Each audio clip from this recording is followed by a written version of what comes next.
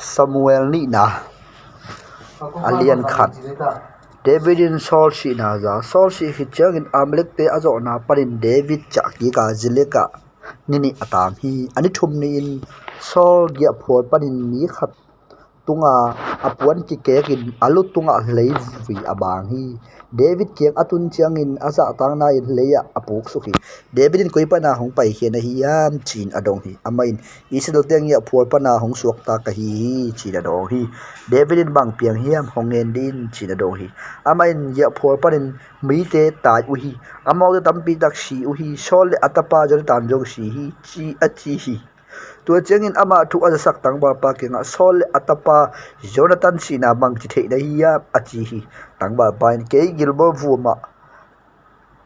kada om kha tua la ya sol atei pitunga akigami sakol leng tele atunga tong te illa ne ma ta hi ama hong ki heya ke hong mu chengin hong sama mang kong hi sak dia ka chi hi ama in ko na hi yam hong chi hi Amalek te khat ka hi chi in ka dong hi tua changin ke kyanga katunga dingin hong that mai ve sina khopin liam na pi kanang la hi achi hong chi hi tua changin atunga dingin ka thari bahayam chile atu khi changin nong da zo no lo ding chi ka thei hi tua te alu tunga akum pilu khule abana banbol kala a tua te hilaya katopa kongpu hi achi hi tua changin David le ama tom khom te khem tuin apuanu manin abal ke ku hi amau te sol le atapa zon ta le topa nga kap te le Israel in kon te ading in thu min kap uwa ni tak dong an atang hi ba yam chin amau te dam sawin apu khinu hi David in tupok tang bar pa ke nga nang koi pan hi yap achi hi ke Amalek te pem ta khat ta pa ka hi chin adong hi David in bahangin tong pas down nil pa khat sesak ding in na khut lik na hiyam lao lo na hiyam chin adong hi tua chang in David in ami te khat sama pain ama sa tu kun achi hi tua chang in ama in tua pa sa tu kin achi hi ahangin David in tua pa kenga nang ma se san nang lutunga atu hi nang ma kabin to pa down nil pa kathat hi na chi chiang in nang ma kamin nang langa te chi apang ni achi hi sole Jonathan tunga David tamlo na sole atapa Jonathan to kisain David tamlowa zura mi te in yespa lai busunga kigil hi thal tamlo na akil dingun thu apia hi Israelo na minthan na namun sangte tunga khatta ata hate bang chipu kahiyam gada gelowin aksakolona kongjing te azong tang ko keun tu ahi ke de Philistia te tanu te nuam khadi ngowa vuna lo tanu te lungdam khadi nghi gilbel molian te o no tunga gu le dai tui kelowin lo te in zong biak na dingin an nga ke het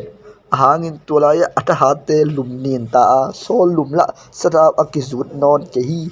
akithatte se san palle atahate satak panin Jonathan thal guak ki ngeilowa so nam saw ngok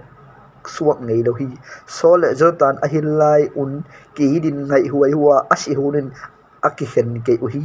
mobile lai sangin mallang zo wa hu pel kai sangin tha zo hi Israel tanu te o no te puan sanel dik dek hong sik sakpa na puan sik te khama hong ki sip sakpa so ka un bang chia tha hat pa gal phola tu ta zen hiam no te bo sang tunga Jonathan ki tharin lumhi kasangam pa Jonathan o na hangin kadai hi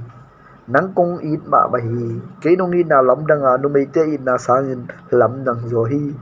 ata hate bang chitu mo kha gal sim na gal ban te mang thang ta e achi hi zura kumpi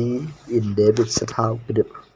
hi woni khi chiang in David in to ba ke nga zura khopi te khara ka pai to ding hiam chin adong hi pai to win to pa in achi hi David in ko ya pai din ka hi hiam chin adong hi to pa in Hebona chin adong hi to chiang in David Azigel Jezel mi ahinom le kalmela nawa mai gong nu Abigail to apai to khomi David in ompi te ain kwan pi chia to ton pia Hebron te hebol le akhopi te ate mu hi to chiang in juda mi te hebona payuwa amau te in juda in kwantunga kumpi ding in David sathau anip uhi solak avuite yesbet gilet mi te hi chin David tunga akigen chiang in ama in yesbet gilet mi te kenga napu u sol vuin ama tunga namigin nau nala nau hangin to pai no te thupa hong pi ta hen tuin to pa in migin na le mon hoina hong la khen la hi nana sep na u hangin keizong no te tunga ka ang ban na kong lak ding hi tuai changin tuin napu u sol sikhina juda in kuanin ama tunga kumpi ding ke satha hong ne khinu ahi manin hadul la hangun achi hi debile sol in gon te king kal agal to hun ma in sol gal ka bang pa nel tapa apnerin mahanat a sol tapa esboset apai pi ama in gilet aisot le jizel tung le fm benjamin le israel khem pe tunga jong kumpin akoi hi sol tapa esbos israel to kumpi asuin kum som li pha upa a kum som ni sung a ukhi kum ni sung a ukhi a hi jongin juda in kuante in David azui uhi kum sangi le khanguk sungton tung juda in kuante tunga kumpi semin hebona David a hi nel tapa abner in sol tapa aisbosel le amite to mahanan nusia in gibona apai khomuhi jezel tapa job le David mite pai hiawa gibon buala abat don to hi por khat bual lang khada tuin por khat alang to ga to hi to changin apnelin job kenga itang bal te por khat ding sakin himaya kilai sakni achi hi jobin hima hen kilai sakma ni achi hi to changin amau te tingwa benjamin le solda pa esboset te adin mi somni le David adin mi som le ni ase khia uhi to changin ama kisi pi chiat alu u ki bo chiat wa alang chiat u te nem a temta in sun chiat in avegun atu khom hi to hai changin gilbora to mun helka khiram ki chi hi to ni in akido na sema ma David mi ten abnel te le Israel mi te azob hi Jezel ta pa thum te job abisail asahel tolaya a omuhi asahel pen gam sajuk pi banga ngal hat a hi amain abnel dela adel komin veilam a hi ataklam a hi jongin apial ke hi amnelin ama le eda nang asahel na hi yam chi adong hi ama in hima in chi adong hi to changin abnel in akiang a taklama hi ya veilama piadin la tangba te khat manin agar hem te hokya sakin achi ai hang asahel khol tual loin ama adel hi amnelin asahel vào hit ki ga ke hongdel non ke in bhang na hong sa tu din ka hiyam da sangam pa yop mai tang bang chet din ka hiyam achi hi ai hangin asahel in ama adel a khol nom tuan ke hi to changin apnelin ateipi tonglamin asahel gilpi suna ateipi in anung lama apai leli ama tolaya pukin asipahi asahel puga asinamun atung pe ma akholuhi ahi hangin job le abisain apnel detwa nitum lai takin girbol ngamlak paina lampi a omangya fual amat molbo atung hi to changin bejam mi te apnel nunga ki khung uhi amate hon khat ki soin mual tung khada apang uhi amnelin job kenga namsawin anom wal den ding kul ahiyam atop na khat na ahi ding lam se thelo na hiyam asangam teu adelu akhor na ding thu na piak ding bang tan be sot ding ahiyam chin out sani jobin pasien nun tak na lowa kong ne dina honge lo hile chin mi te jing sang dong asangam teu adel den di mu hi chin adong hi to jang in jobin pengkul moda mi te khem to kholu hi Israel del no lo uwa zong ado non ke u hi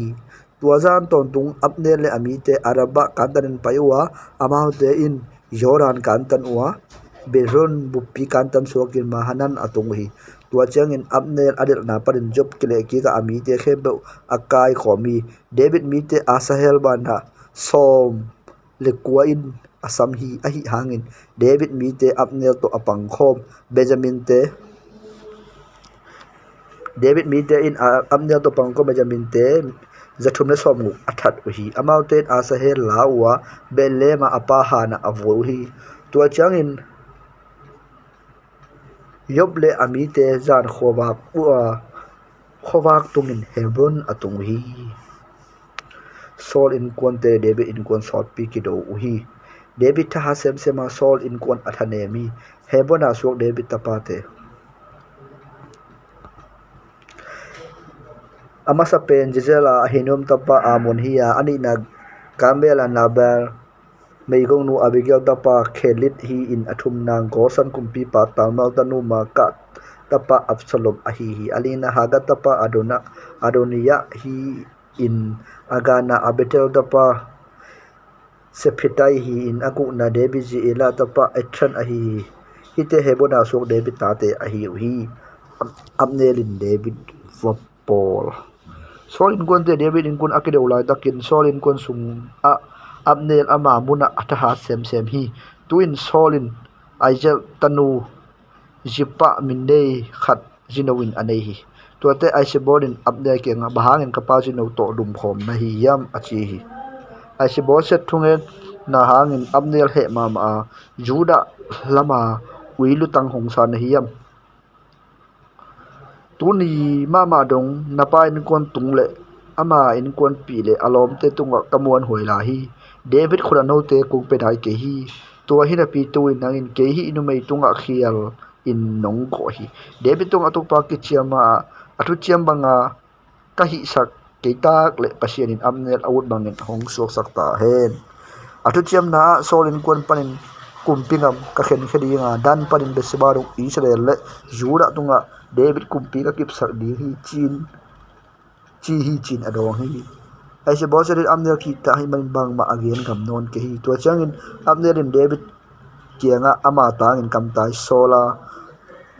tua kam kwa hi hiam ke to thukim na khat bol in Israel khem pe nang kiang kong tun pe di hi achi sakhi David in phahi nang to thukim na ka bol di a hi hangin nang tunga na khat kong kal hi di hi ke to ki mudi nga nong pai chiangin Saul tanu Michael hongton pi dawin ka omna hong pai kein achi to changin David in Saul tapa Aiseboset kianga kam tai sola keima man kathalo sa Philistia te vundon zakhat mana kazi makhel hong pe in chin asik sakhi to changin Aisebosetin thupi a apasal last tapa petel tungpan alak sakhi ahi jongin apasalin ama zuin burum dong anung zuin akap kapi to changin Abner ina nachia in achi to changin ama achia ki hi Abner in Israel upate thu ki kupia hun khatlaya na kumpi dingun David na dei uhi tuin kumpi sok sakun ahangin to pa David kam chama kada sempa David jangin Philistia te khutpalle ama galte khempe khutparin kami silaute ka hudi hi chi hi achi hi Abner din jong Benjamin te tunga akabma main again hi to chang Israel te Benjamin in kon bubin na khempe to banga hi ding au now David tunga azak sa dingin ama Hebona apai hi Abner ami te som ni to Hebona David kenga apai uhi David in ama le ami te ading in poi abol hi to chang in Abner in David kenga amau te nang to kithu a khoma nalungshim a ombangin avekun na uk theina dingin ke hong kon sak pa illa ka to kumpi pa dingin Israel khem pe hong khom sakin achi hi to chang David in Abner sol khe ama lung nuamin akwan hi Jobin Abner that to khit pedin David mi tele job angal sim na panun van matampi point acheu hi ahi hangin David in Abner sol khe khina ama lung nuam takin kon khe khin ahi manin Hebona David to ana non ke hi joble agal kon pi ngal kap de khem to atunu chiangin ama ke nganel da pa Abner kumpi pa ke nga paya kumpi pa da ma sol lung nuamin akwan hi chin angen hi to jagin kumpi pa ke nga job paya ba hi hin na hi enin na ke nga nel hong pa hi bahangin paisak na hi yam tuin la ama pai khe khin ta hi nel da pa amnel na nei na the sa hi nang hong khem ding in hong paya negam ta na te en chik ding le na sep na khem pe na sep na pe pe ending in hong kut hi lam na thei hi achi hi tua jang in job in David paisa na apnel nunga kamtai te sorin amau te in sira tui khu panin achi pi ki ku hi a hi hangin David in athei ke hi tuin hebona apnel achi ki chang job in ama hopi nuam ding bang in kong pi panin apai hiat pi hi to te tolaya asangampa asahel si sanphu alang na in jobin agil pi doda asi hi tonung David hi thua jang chang in keima le ka kumpi ngam nel ta pa nel si san to ki sain to pa mai ka mo peng den ding hi ka mo peng den u hi ama si san job le apa in kual lut tang tung tu ta hen job in sunga mi khat pe me manai lot hiam pha khiam chiang khuda kingam hiam namsawa pu khiam an kita sam hiam to kiloi ke ta hen achi hi job le asangam pa abisa in apner thadu hi bayam chile amain gibon ge phola amau te sangam pa asahel atha sa hui to chang in David in job le ampi te khem pe tunga na puan teu barke gulla ipi puan sirin apnel mai thum komen payun achi kumpi pa David ma in alang nunga azui amau ten hebona apnel vuwa apnel hana kumpi pa nak pit akap khi mi te khem to jo akapui kumpi pa in apnel ka na tamlo apnel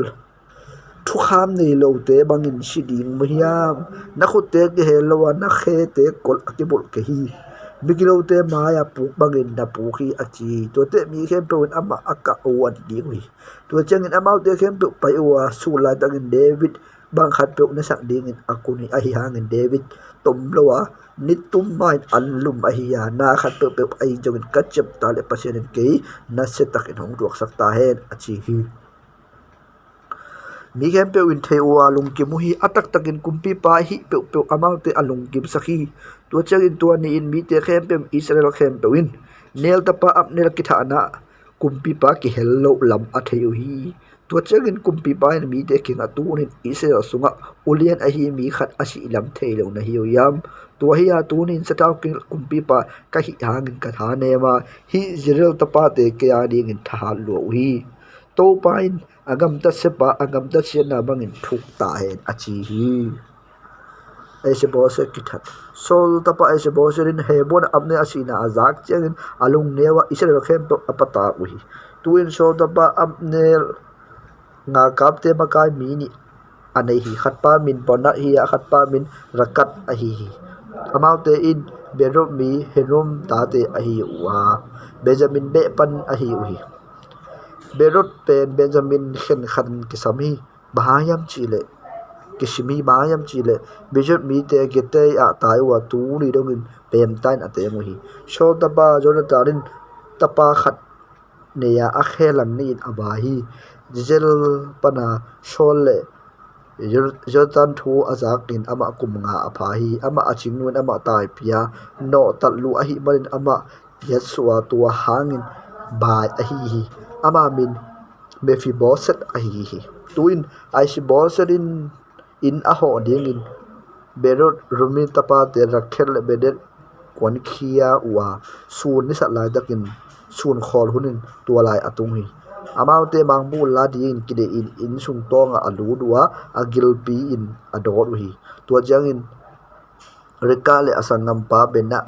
agel sumhi amain alup na inde sunga alup la dakin amaute in sunga alu du hi amaute ama dorin atha khidu jangin aluwa tan hiau hi amauten alu la wa arabat lamtonin zan khowak lain apai hi amaute esbos lutang hebona David apuak hi kumpi pa kenga hilaya nang thang som nangal pa solda pa esbos lutang aum hi turin to pa in sol le ama suante tunga katopa kumpi pa phu alakhini achiu hi Davidin beru mi henum tapate rakhalle asangam pa bana kenga kalung khamna khem pu palin honghukhia to pa nun ta na lowa kungnena mi khadin thu hongpok bangin sol sita hi chia hongen chengin ama manin jelaga kathat hi tuin ama hong puak thuthak pa tang na kapiak hi miklo tein amo peng mi khat ain chunga alup na tunga that hi le ama se san no tunga hong shi hin leitung panin hong nak man sak zo nge loading a hi yam chi da dong hi to changin David ami te tunga thu pia amaute atha u hi amaute athat u hi amaute a khut te u le a khe te a tanin alut aluang te hebona bua kenga a khai hi ai hangin ese bo se lutang lawa hebona apnel hana avui u hi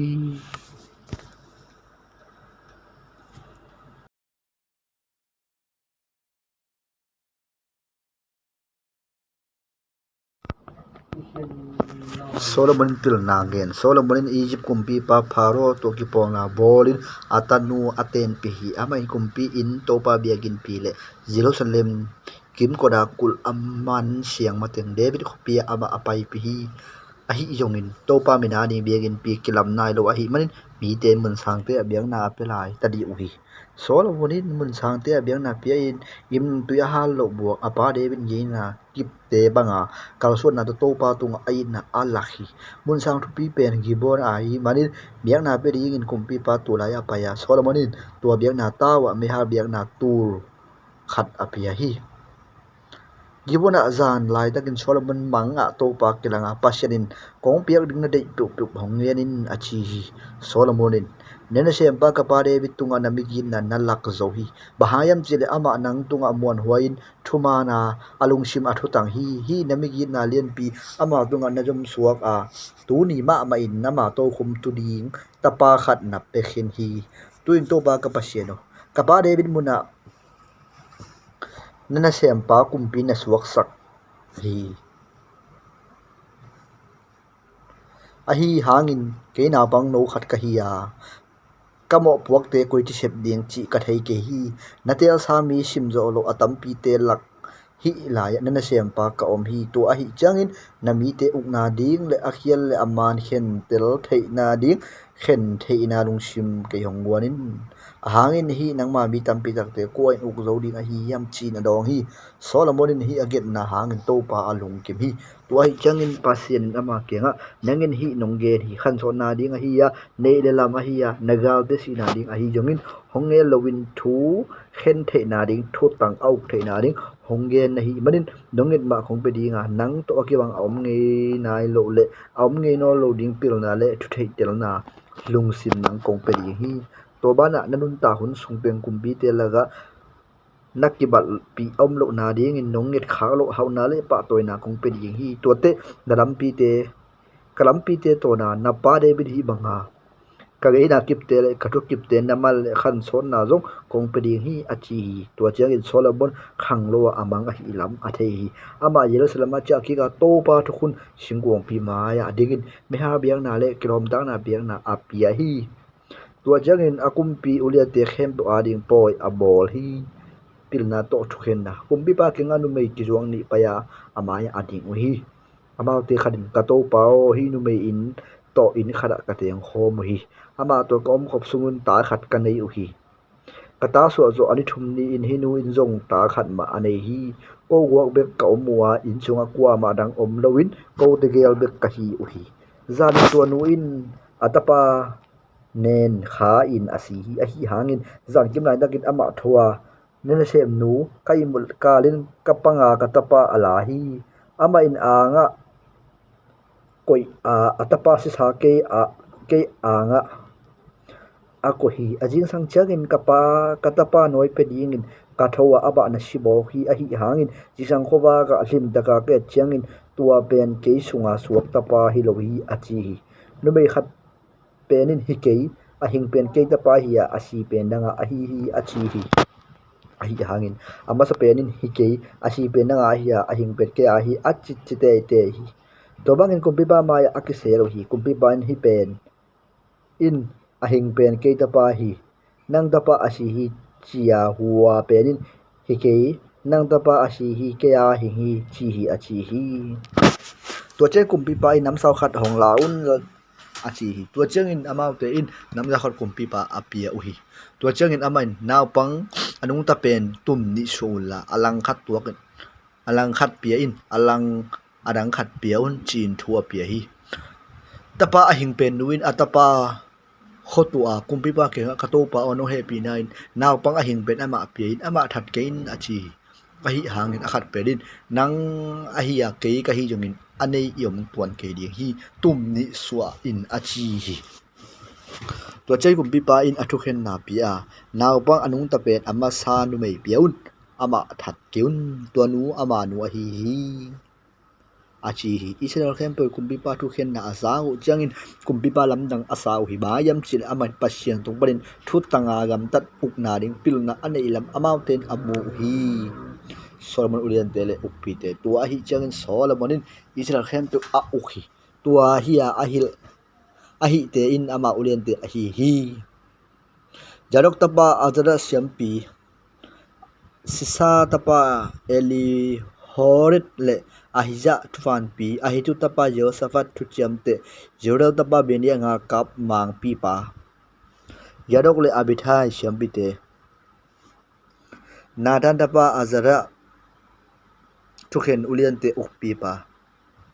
Nathan tapa za hut siampi pa le kumpi pa thukupi pa ahisan kumpi inukpa Abdal tapa Adoniram ana sep ukpa hi Solomon Israel ngam sung buba kumpi pa le kumpi in kwan kibak na lamsang asik din gam khen uk som ni zong anei hi khalin kum khalin khakhat ta asik chiat uhi amau te min te hi Efrat mual tung ama Ben Har Makat Solim Bet Shemat Elot Benahem Berika Azubot Sokol le Hepa leitang kempo ama a Ben Hesed Nahub Drol Ben Abinidat ama Solomon tanu talpa to peteyang hi Tana le Megirol Jedel Nuai Zetenan Zoma Betsham pan Jakmon Kantarinan Abel Mehola dong ahitu taba Bana Rabot gilet sunga manase tapa Jul khosat na le basan argor ngam khen na kul zai pi sumngo kong pi kal na te anei khopi som nguk te jong ama hi a ben geba mahanat a idol tapa ahinatot Natalia ahimat amai Solomon tanu betchmat ten pi Aisa in alloda Husan tapa bana Asaka in purut tapa Yehoshaphat Benjamina elite pa sibai kile amate kumpi pa sihon ngam sunga te yang le basan kumpi pa oji ngam sung tenga ojil tapa geba hi tua ngam khen ama big ukpi hi nisima Solomon annek te Juda le Israel mi te tuipeng ya senal sa intama amau te in ne in don in alung da muhi tua hi Solomonin gon pi panin Philistia te ngam Egypt ngam ngi dong kumpi te ngam te khem a ukhi hi ngam te in si apwa wa Solomon anun ta sung te ama uk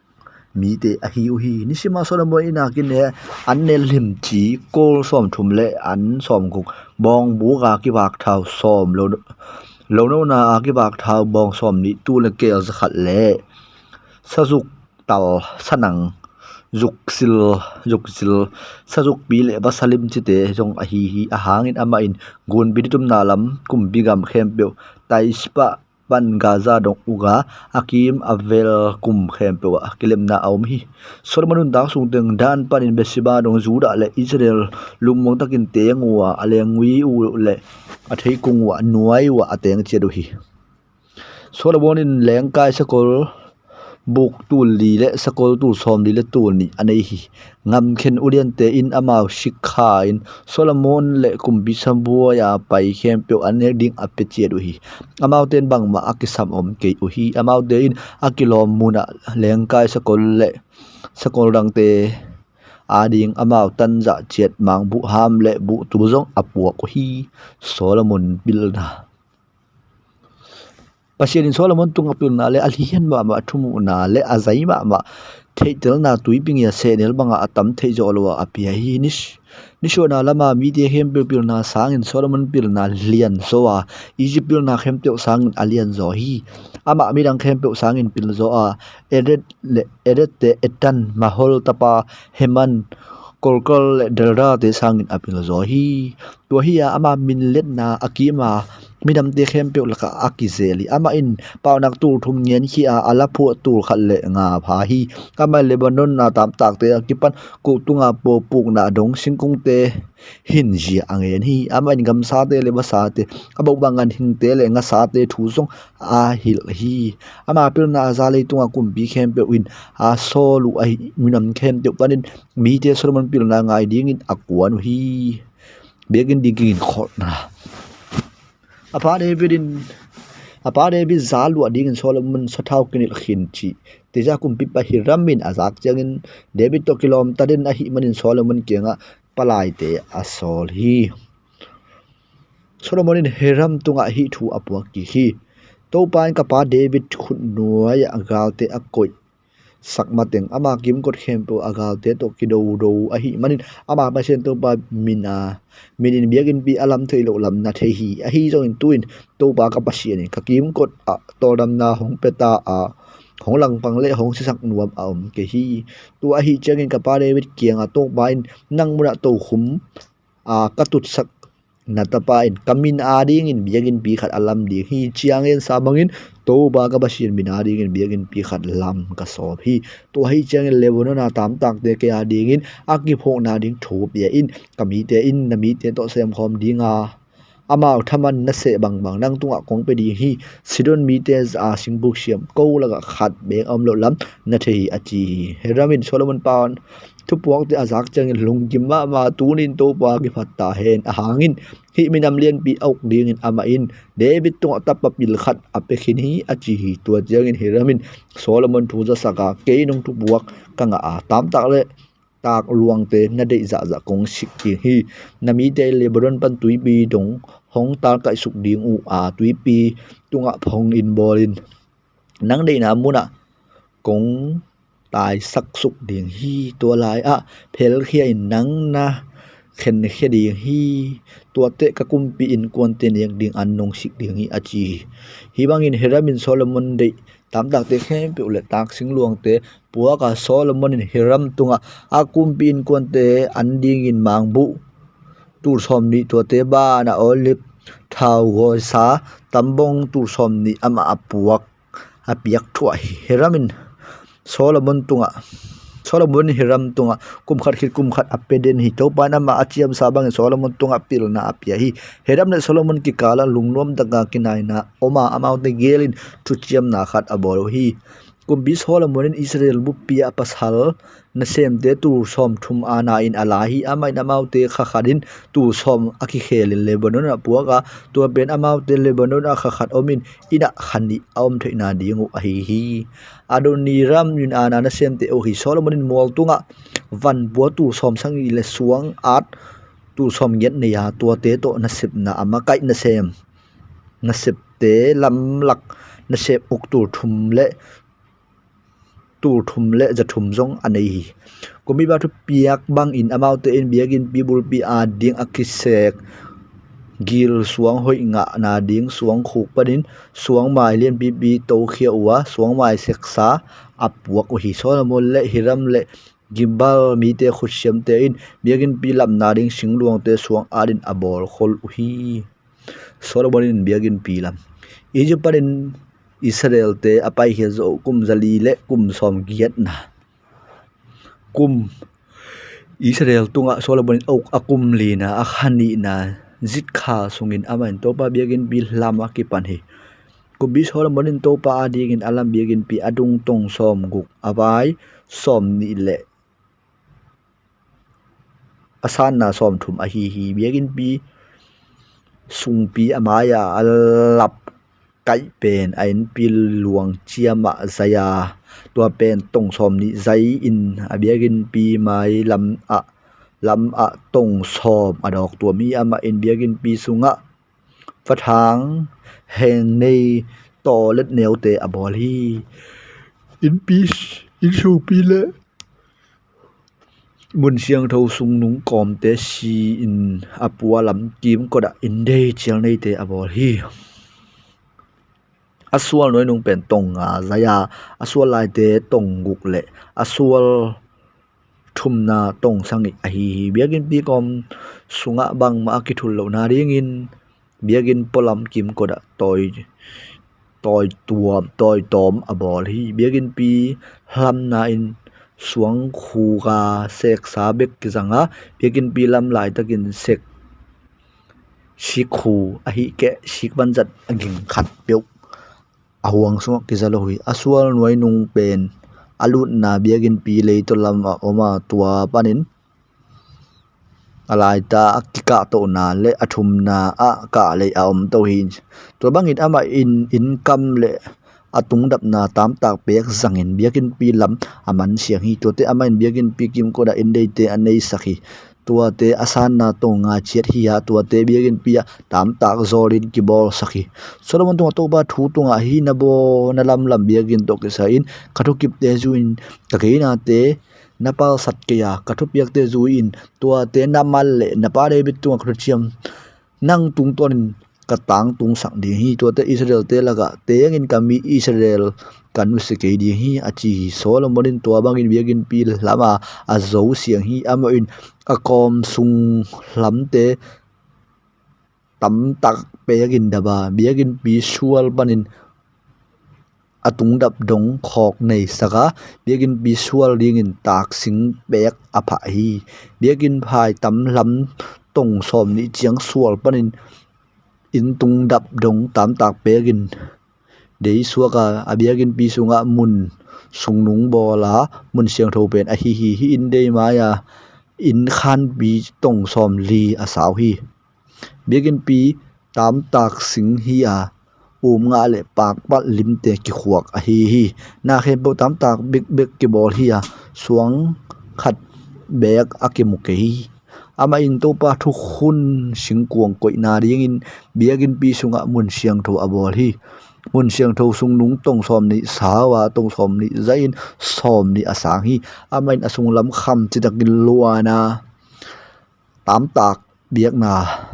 tao zong aluan hi solomonin biagin pi sung kham chitakin tuama mun siang tho sung nung mai kan tanin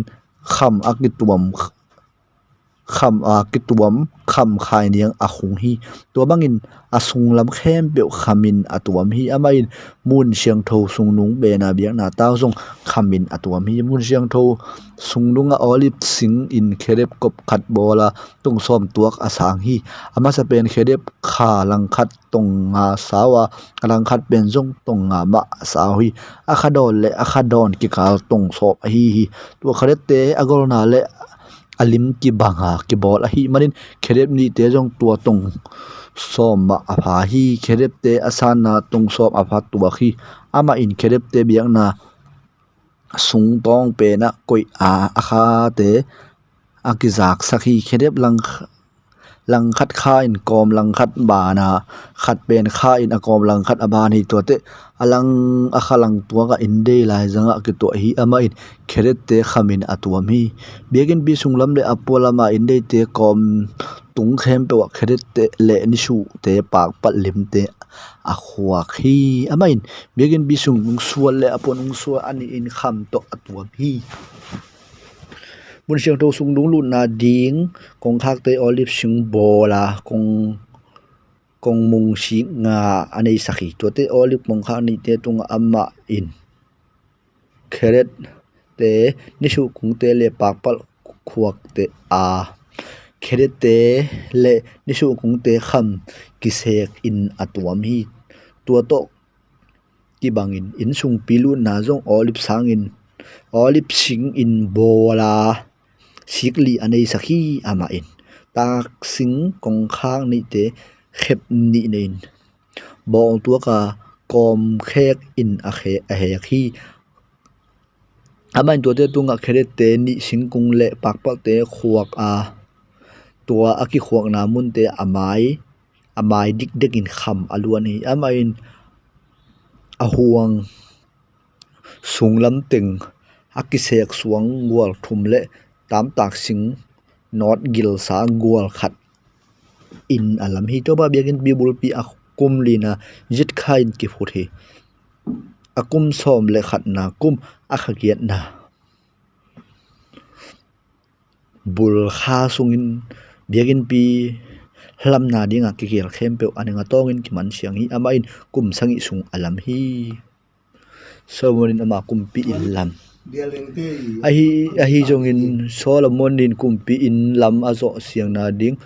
kum som le thum abe sahi ama in lebanon tulak biagin kumpi il lama adung tong zakhat awai som nga asan na tong asan na som thum hiya tam tak khuam gwali de in akinot gil tam tak zol pi te apua hi gol khara som lenga a om khuam pi som li le nga tunga kilam in de tung san teng tam tak sing a kitung khu a hi atolete asang bia thumin ki om saka khal le khat ki gal sai dim biam hi kong kha khem pe win shik li nei kong mong ne ya amai lama omin thumin a ki gal sai dim biam mi ama in tong som nga saw tong som thum zai talab khat alam hi amaya khom pi te anei lap kai khat bola tung khu anei sakhi ama in kumpito khum omna thukhen na ding thutang inde pi khal lama aswal panin in tung dap dong tam tak singin atuam hi ama ten na ding kumbi in alam jia ki bangin anung lam angam lasima alam hi solomonin aji ding in ala pharotanu adi in pi khat akibang khat alam hi hite kilam jia khem apolam tual akipan tual lian pi dong le a in bul pi pan akhum dong suwa hoi ma akikim aki at asung apua a na akinot gilbi ve hi abul pi de suang hoi ma alien pi hi ya por khat tong som por khat tong yet apha hi atung lama akikim aki at tan suang hoi te le tam tak zol ki jang a hi atwa lien bi pen suang seksa gol thum te tam tak zol not gil sa gol khara ki suak hi ha to pa yagin bi tual le amai lap kai zong tua banga ki bol a hi biagin bi ki jep na te kum bi solomonin ta ya huram a ki sam sakhi ama nu me gong hi ya netali be hi in apatai mi sum ngol na sep khut siam khat hi huram ben sum ngol na sep khem pe siam phama ba a sep zo zong sot pi hi kum bi solomon keng ama pa ya a ki sol khem pe asem hi ama in sum ngo khom pi ni sunga tong som le gyat sangin apum kim kora tong som ben ni aphat chi thi ama in khom pi don a bul ding khom lu jep na sum ngo ni sunga tua khom lu jep na tong nga tuak apha hi a khom lu jep na tunga akwala ki khai ding akki hui hek akki phan khai niang bola khom lu jep na khat a ding sangi ta a hi a khom pi te dona khom lu jem na ding in mangkol sing nga bola aki phan te khat chiang in gol ni a saki khom lu jem na ki bangin a bol hi alap kai aki khom pi ludon jem na te onok pak bangin bola tong li asang hi khom pi te le ludon jem na tung tua ka aki phan te zomin kuang kum li zom suaka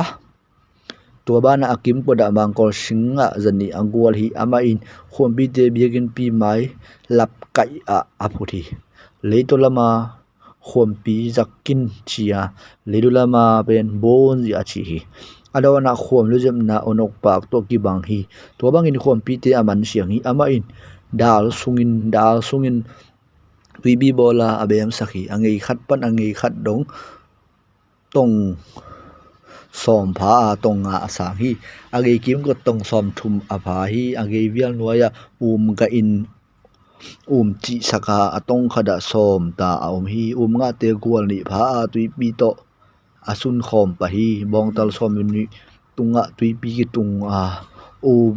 thum leilu lamanga in thum ni tum na lamanga thum ni su na lam nga in thum ni su na lam anga hi tua te tunga tuipi kinga a halai zanglam nungat dim hi asa na zapek chia pha hi a age vial hai ge vial to ki bangin onok bak pau to akibang hi asunga tambam tu ni ata hi amain aki hin thei sum ngo din na som bola tongli sawin tongli zaya tong thum asang chia thi adin na bolzia hi bang a hi tua tein apanga khok neya atung lamin kibul hi a khok ding to te akikala hum pinela kai te bong tal te le khedet te lim atuang a tua te atung lam te a zong a om hi hum pinela kai le bong tal te tung le nuaya sega ki sek pa kwal lim a om hi adin na kharin sum ngo pe li le pe zol te ni a apa ki ma pa kwal lim ki sung tui kuang khat om na li anei chari adin na sung lama abe min tong khat thuk awang khat a om hi awang bem na tong khat le alang a hi awang ngei kim kot ki khwa khi adin na khok te a hi le bem lowin kiuli anei hi a khok te nuaya a pe te oma a pe jol te adin na a kibe lap chibi a pe te khat azai na tong khat le alang a hi a pe te sakol leng pe bangin ki bol hi a pe jol a pe kol a pe kal le a pe wang dap te dar ki suang bi ve a hi adin na khanin le let na li ne ya akiu khat akiu chet panin a beng hi hi atun na do na tong lang a khuk vial bem khat a om hi adin na do na anan na le a khok te akibe chip a hi ama in anan na te mai le a khok tunga kheret te hum pinia kai te le nisu kung lum lim te suai khuaga ki kim ko da on na muna pa kolim aswa hi in adin na som te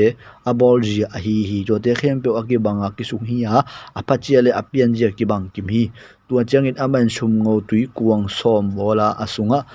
tambom som li ta in age zaina tong li hi a atun na khatunga kuang pi khada ki tung hi ama in biagin pi le to lama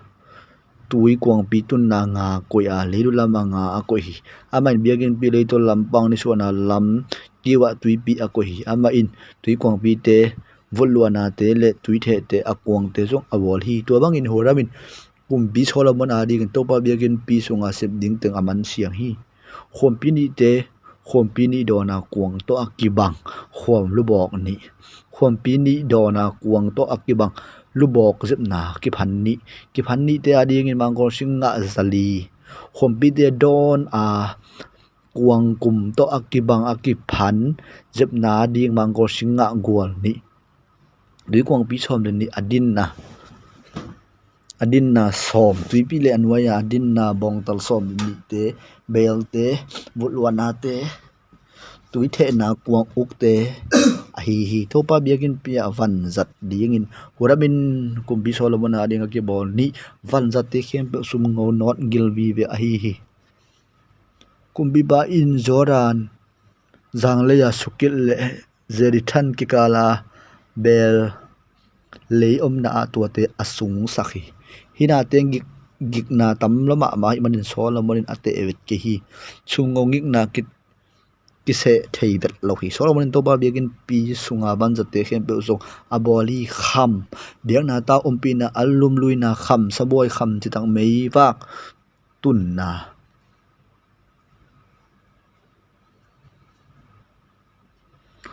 ompina biak kham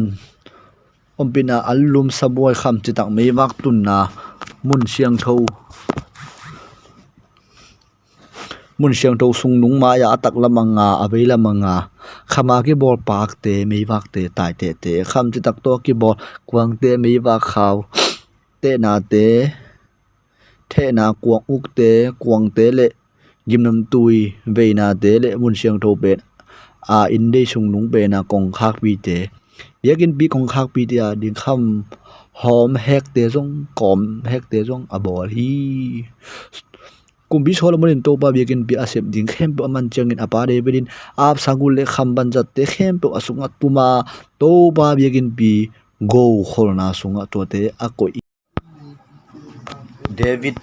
Israel kumpi suak alian nga Samuel ni na Israel be te khem pe hebona David kianga paiwa kote nang ma sile sa kahiu hi abi saunin kote tunga sol kumpi a hilain Israel nga shimna abakai nang ma da hi tuhi a to pa in nang tunga kami Israel na chingdi nga amaute ukpa na hiding hi hongchi a chi hi Israel upate khem pe hebon a kumpi David kianga apai u chiangin kumpi pain amau to hebona to pa maya kitu khatna bolua amau tein Israel tunga kumpi ding in David sathau anil uhi David kumpi asuin kum som thumpa kum som li sung au khi hebona juda kum sangi le khanguk sung uka Jerusalem Israel khem pe le juda kum som thum le thum sung au khi David in Jerusalem so kumpi pale amite tola ya te jibas te shimding in Jerusalem lama akuanu hi jibas te in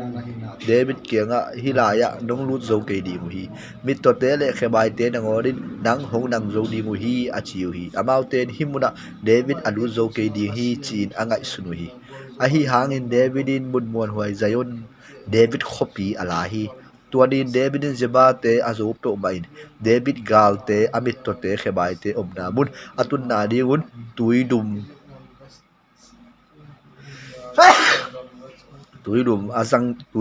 azang di hi chi hi tua hangin amau te in mit to te le khebai te kumpin sunga alut ke di hi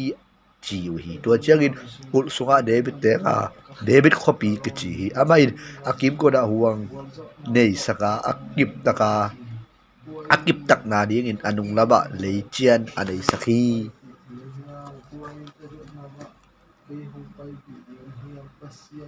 topa that na pen pasian in ompi ahi marin ama wang lian sem hi tuin trai kumpi pa hiramin David kira kamtai sola tam ta luang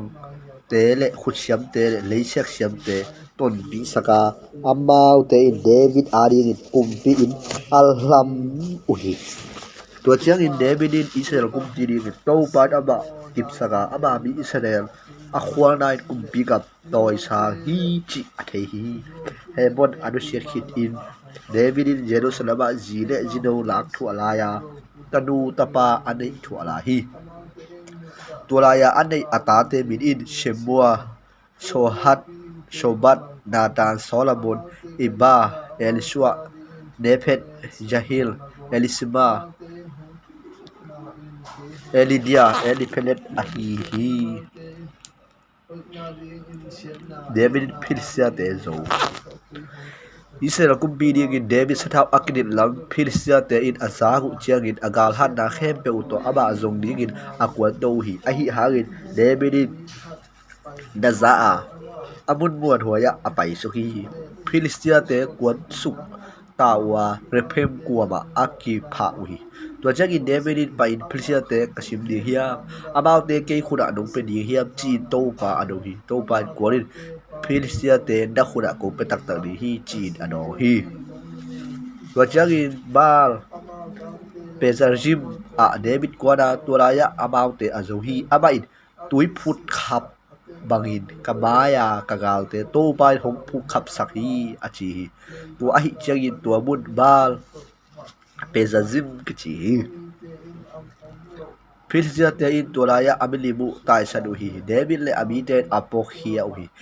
Philistia te in khatbe bakwan to ki kuwa Rephaim kuwa ba akipha uhi tu changin David to pa donga aba in tang takin pai to ke in abau du kim kon ubulla lungli kung te bai san parin shimut lungli kung te do da lambai da ging da zak phedut balangin korut bahayam chi le tuai Philistia te gar kap te wat ding to pa kwan hiri chi da ahi hi chi ado hi to changin to pa tu piang bangin David hiya gibon parin gaza dong lam dung te ga Philistia te asa tu hi Jerusalem singkuang pi kipuak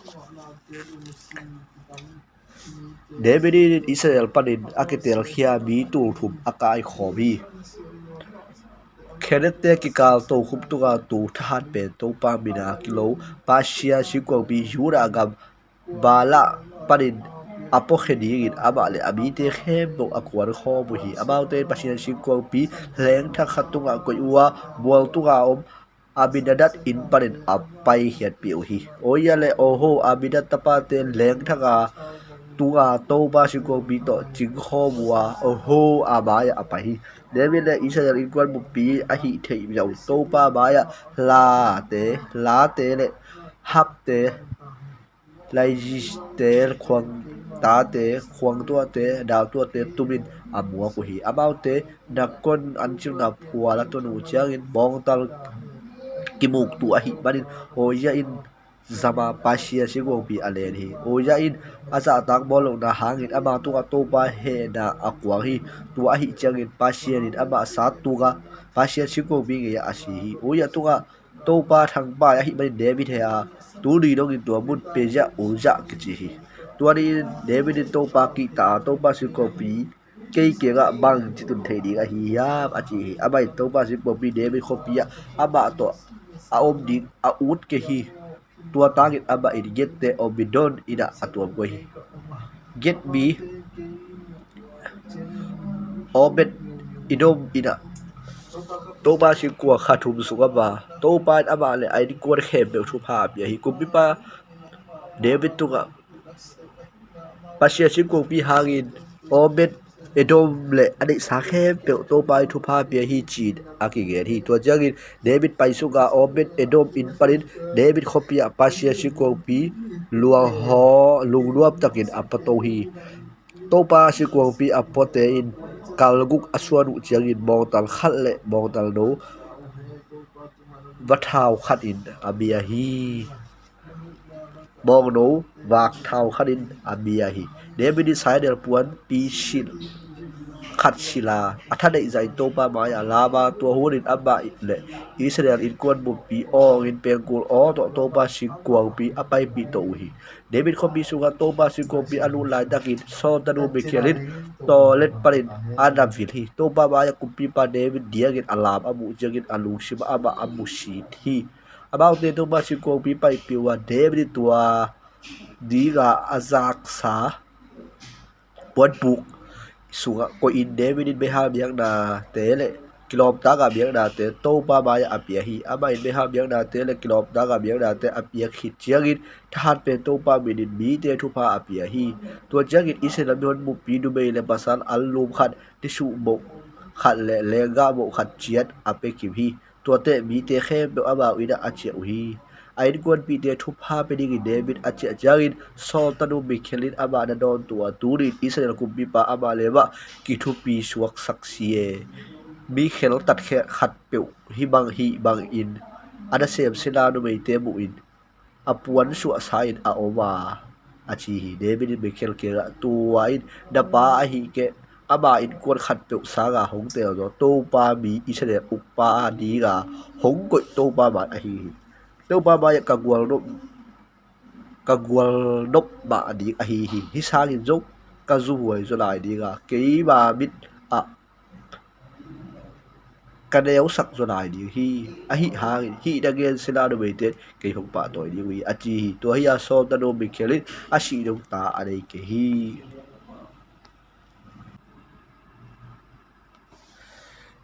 David tunga pasien thujiam da alian saki kupi pain aida teng in to pa in akim kuna gal te panin gal buang saka aba in kamsang ba na tan ke ga ke hilaya tam dak in pi kumpi in sunga katenga pasia singwang bi a hi le puan buk sunga aum la hi achi hi na danin kumpi pa ke ga nalung shima na ngai su pe pe mai no len chemin to pa na hongom pi chin adong hi tua za nin nata tunga to pa thu tunga pa in la kan sem ba David kenga to pa gen hi a hi ka te na ding in khat honglam sak ding nang na hi yam Israel te Japan in ka pai khe to pi nia ki pat tu ri dong in sunga ka teng nai ki hi puan buk sunga teng in mun khat pan mun khara ka ki khin koi hi Israel te ka ki khin na pe wa kami te aching ding thu ka piak amao nga muk te kwa tunga bang hangin tam tak sing in honglam sa no na hiu hiam chingi ka hiam chi hi tuai changin tuin ka tapa kana sem pa David tunga that pen to pa gen hi kami Israel au dingin lo no na pal gan hon te na ju ina panin nang kong la hi na pai na sa khem to anang kong pia na maya nga te khem to ka hor khia hi tuin namin leitunga million pen te min te bangin kalian sak ni hi kami Israel te in amao inding nein akinong kai sak no lo ding mun kapedinga amao te kaput ding hi atung laya amigilo te in kami Israel te anwainet bangin amao te amakai ding akise khida kipan ahi non ke ding hi dagal te khem bu panin nang kong tor nga sak ding hi to pa nang to pa ma in nanga ding in khat hong bol kip sak ding hi chi khia hi nani de be in na pa te to nakki khol khom chiang in na zalai ding nang ma suan nang sunga piang te ma kalam to dinga ama kumpingam kaput kip ding hi ama in kaminin in khat lam dinga ama kumpingam to khum ka kip sak ton tung ding hi ke apa ka hi dinga ama katapa a hi ding hi ama a khel le mi hing chiang do in ka san dinga mi hing gim sak na in dan ka tuak sak di hi a hi hangin namaya ka hep khia so tung pana ka it na kalak khiat bangin nang ma tung panin kalak ge ke di hi kamaya na in kwal le na kumping akip ton dung di hi na kumpito khup akip den di hi chin ngenin a chi hi na tanin hi kilak na te khep do David tung again hi David thuket na tua chang in kumpi pa David sung tumin to pa maya tua thunei te thunei pen to pa o hi chiang dong tun pi ding in ke kwa hiya ka in kwal pi de bang a hi hiam tua hiya thunei pen to pa o nang mu na hi akki ching nai lo bang in nana sem pa in kwan vai mai lama ding zong nong ngen khin zo hi thunei pen to pa o mi hing te to nakizop zia hi bang ma a hi hiam Davidin nang tunga bang ngen tu alai ding a hi hiam nana sip na na thei hissa a hi thurei pen to pa o na thungen te le na dei na te to kizuin hi na lian bi na sem khin zowa na sem pa na thei sak zo hi o thurei pen to pa lian si chiamo nang to ki bang khat dek omlowa kabilwa kazaku bang un dang logal pasien dang a om ke hi pasien ma pai hiai in ama mi dinga atat khiate ama min suak saka alian akita khoi lamdang bolin nami te mai panin midam te le apasien te hor hiain Egypt pana na tat khiat nami Israel te to akibang ku om ahiyam aton tunga na ai tuam dingin nami Israel te nakip sakhina amau te pasien na suakhini to pao tua hiya to ba pasien no tuin na sem pale ain kwante tunga na thu chiam to kisai len kip denin namin ale ton tungna dingin na chiam sabangin semin tua changin bi tein thahat pen to pa Israel te pasien a hi chidi hi tua te na se pa David in kwan dang ma maya akip di hi athahat pen to pa Israel pasien do na se pa tunga hi nong laka danga ring in kwan khat kakip sak di hi na chi hi tua chiang in na sem pa dang tunga hi thunget na kongen gam hi thunei pen to pa o dang ma pasien na hi na kamal te muan ta ga na sem pa tunga hi na hoite na chiam hin hi tuin dang ma mu na a akizop suak na ding in na sem pa in kon thu pha na piak ding lung kimin thunei pen to pa o na gen khek hin hi nang ma thu pha piang na to na sem pa in kwan thu pha akipeden di hi achi hi David gwarzo na te hi hun hi chiang in David philetia te zowa amau te nuai se philetia te uk na pa din methang amat ala hi Davidin bop te zong a zo hi ama in amau te tui lei tuala lum saka khaw jang kharin ate hi ate na khaw jang tan ni sim om pe ma thanin atan thumna om te a hoi hi tua jangin mop te David na sem suaga si apuang hi tua tham lo in David in epha gundung ten uking ding a kwan jopa tapa hadu da a zo hi David in sakol leng tul khat sakol le hol tul sagi le khengal kap tu som di abat sakhi ama in leng kai sakol zakhat logal azagui aat sakhi jopa kumpi pa hadada hu digin dabaska aram te akwan ujangin David about te tul som di tul di avat lubi ama in dabaska aram kumpi gama khopi chingte koi aram te amau na sem suagin si apua ko hi David apai na pe pa to pa agol zo sakhi David di khama ki bol hadada ulian te lum te lak saka Jerusalem apua hi hadada de sa khopi te ba le ben thai te panin kumpi David sum go tampi tak ala hi David hada deda gal kam pupi zo khin hi chin habat kumpi pa toy in azak chagi toy to akidogi habadat ha da deja to kumpi David akido azo da hangin aba hopi ding le alung dam pi ding to win atapa zoram apai saki zoram birgul le kham le sumgo agi bol bazat te apuaki kumpi David azo sabidam te khe gul le kham te ba bangin hi bazat te to pa tu a phi azo sabidam te edom le bob amon de le Filistia te le Amalek te ahi hi aba in jopa kumpi pa rehot tapa hadada alak sakban te zong a phi David in chukwa ba edom te tul som la tul giat thak khida achi changin amin thang hi ama in edom bupi khoching te ko ya edom te khem no David na sep aswa ko hi David apai na peu pewa to pa in agwal zo sakhi David ulian te David in Jerusalem David in Israel khem pe uka ami te khem pe utuga thutang in athuman hi Jere tapa zubin ira kap khem pe uka ahirut tapa yeo sapatucham te hiya ahirut tapa zadok le abithal tapa ahimelek te siampi ahiuhi jelet thuban bi hiya jehoral tapa bidi ain keret te le pelet te uka tuate David tapa te kumpi thurot pi te ahiuhi David Mephibosheth David Mephibosheth David Jonathan hangin solin kun duga bigin da kala thaida dingin mi aom la yam chin adohi sol na sem pa jiba ki chi na sem khat aom la hi about in sama David maya lakku a kumpi pa in dang jiba na hi ya achi hi amain dan sem pa ka hi chin adohi kumpi pa in solin kun tunga solid gol zunga nangma pasien bigin na kala theina ringin mi khat bek a omlai a hi omlai a om hiam chin adong hi jibai ko pipa ke ga Jordan tapa a omlai hi ama a khelang nin ama hi chin adong hi kumpi pan ama ko ya om hiam chin adong hi jibai lo deba amitra tapa me ka ina om hi chin adong hi to jangin kumpi pa Davidin lo deba amintel tapa meka inparit ala saki David kega sol tapa Jordan tapa Mephibosheth pai in kurin za ta da amol hi David Mephibosheth achi hi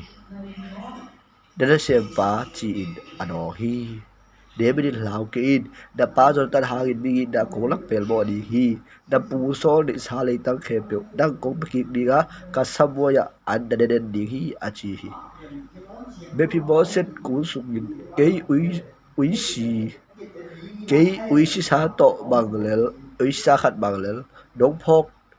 dang phok tham dingin na se ba bang ka hiap achi hi to jagin kumbi bain sol na se ba ji ba sabin aba ke ga sol le ai gon pi te to ki sai khe pe da pu tu pa ka pe khiri dang le da ta pa le da se te in aba ta da kho sa ri wa da pu tu pa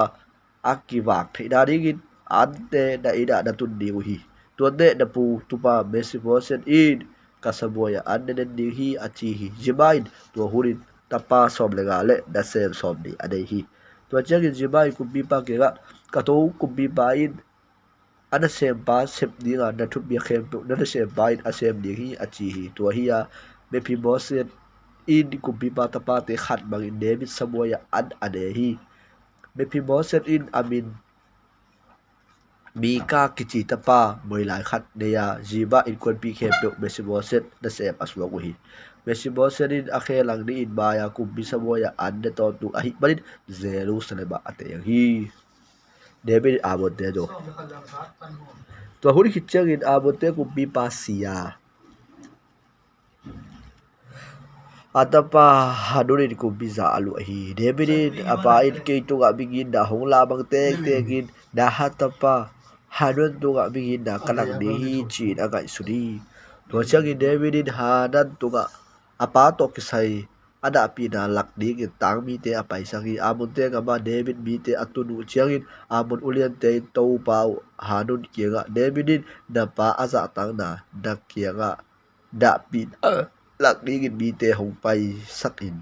da hi ham David in khopi sung en chian in thukan shiwa lum len ding in asol hilo a hi yam a chiu hi to chiang in hanun David mi te mana akhamulu alang me sakit apuan tua lu atomo chia a tan sakin a chia sak hi David ke ngai thu ki ko chiang in about de mai zum lo wa hi barin abai to mi te to ki mudi ngin kap tai te asoli upi pa na khamulu asaw ba de Jericho wa omulla asaw chiang in hong chun a chi hi amon de in David a he saklam akit he chiang in bet rehol de Joba aram te khenga kap tu som ni le kumpi ba ka mi tul khat to le top panin mi tul som tu tul som le ni zong achia lu hi thu le bin aga changin agal simi khem to job apol sa hi amon te pai khia wa khopi ko pilun da galo ni aki gua lu hi to lai ta ki Joba rehot aram te le top te ba ka abi te gam suga atuam om chet hi jopin adung le abaya gal te in apalam amu hi to te Israel suga agal siam pet pol teng hi aram te do ding in akigwa saki abi te online te kasaga pa abi sai uk saga amon te laga kigwa saki jopin keilama aram te ahal luat le kei ho hu ding in dong pai ding hi do lama amon te ahal luat le kei hong pai nang ko hu di hi ki ha sakulla ibi te le eite pasien khopi te adingin hang dangin dori to pai ama bi te hoi asak bangin ho sem ni hi achi hi to changin aram te shim dingi yop le aba to apang khom gar kap te kuarua aba bai about te atai uhi aram te atayu abon te in abu changin abisai bai aba te taiwa khopi sunga atu hi tua changin amon te asim na panin Jerusalem job ache hi Israel ten amau adel kek lam amu changin atai khop hi ku hi hadada in gul gal panin arab te kwan pia amau te helama hadada ngal kap mang pa sobat in abaka hi thu de bi kira ki changin aba Israel kem pe khoba yodan gal ka wa helama apai uhi David mai tua ado ding in Arab te ki gorin ado hi ahi harin about the Israel mai atai wa David in asakol hol te u za sagi le khengal kap tul som li athati ama nagal ka bang ba sobat jong sa to gin turaya asi hi hada de da khut waya om kumpi te khem pe in Israel te in about the azo lap atheu chiang Israel to kilem da bolu about the same as wa hi tua chiang in abot te ahu lai di gun arab te lau ta hi David le Besiba alian som le khat kumpi te gal sim ding in akwal hul phal bi sungin David in kumpi pa bi te to job le Israel ka bupi akwat khesaki about the abot de susia wa ramba a om chewi David a hi le Jerusalem a om hi ni ta khat David anup da parin thowa kumpi in tuga awa koi ko hi in tung parin dubai ki pumsil khat amu hi to dubai bel hoi ba David to du kan ding in bi khat asol hi bi pa in elam ta du besba hi in hit bi uji ji lo hi ya achi to jari David kapta de so de to du asam sakhi tua du akira paya amma in alup pi hi tua du adit da ki ha siang khin phet hi tua changin tua du ida ache hi du bei ga ya David kira daw ka pa hi chit again sakhi tua changin David job kira hit bi uji au che sakhi chi in abai kha khi tua te yobit aba David kira apua khi oji akira tu changi David job bang jaga kap te bang chia gal bai bang chi hi am chi adong hi to hit changi David oji kira da ida che sugin la da khe te sil in achi hi to changi kumpi in pare oji pai hi kumpi pa le so adua akipua hi a hi hangin oji ida chi alowin apu da sem te khem to kumpi in ko ga alum hi David kira oji ida achi ke hi chi ke changi aba in khwal gam la parin hong tu pet hi lo da hi yam bang ding ida che lo da hi yam chin ado hi oji David kira singwang pi le Israel te Israel le jura te puat buk suga obua kapu job le katapa katopa de sem te lo pa ga ka gia ko hi bang chin ade adon ding le ka ji to alum ding ka ina chia thei de ka hi yam dang nun tang na ka lo hi tua bangin kahi ke di hi achi tua changin Davidin ni khat oblain ying changin kong pu ke di hi achi tua chang Jerusalem ba hit oja tua di le aji chang tam lai Davidin aba saba aba to de kho don kho bin ju akham saki ahi hari ani tang changin apu da sem te laga phek tuga lum dingin pai hia aida achi tuan ke hi ajing changin Davidin yob lai kha ga oja apo saki asuga ki kido da adasya pen bun gal baya oya nama pi sakin tua changin ama ke satu ka si da dingin ama agwak nungkin sa san uncin angkel hi tua changin jobin kopi awum cina dakin akhau te kidan namun hi a athei namun a oya ako hi kopi mi te ko hi job ano changin David ga kap te por khat atu hi tua tham dawin hit bi pa uja jong asi hi jobin David kira ga kilo na thu achingin apu khi ama in kaptai pa kira kumpi pa kira hi ga kilo na thu dagen changin kumpi pa he suak khani ga dagge ga bang di ga gal sim dingin khopi ba de lu na hi uya kul pa den thal tang hong tuk lo ding kul pa den thal tang hong lot ding u thei lo na hi uya jeji besa tapa ahi abi bilek kwa tha hiam ama asi na dingin tema kul don pa den be khani adgoi na suak dung dung akhiat hilo hiam bang dingin tua za ta kul de lo na hiu hiam hong chi le ama ke ga dana sem pa hit bi uje jo si hi chin a hil hi kam tai pa kwar khia David ke ga tu chagi zobin again dia bai kha ke pro ge ni kam tai pa David ke ga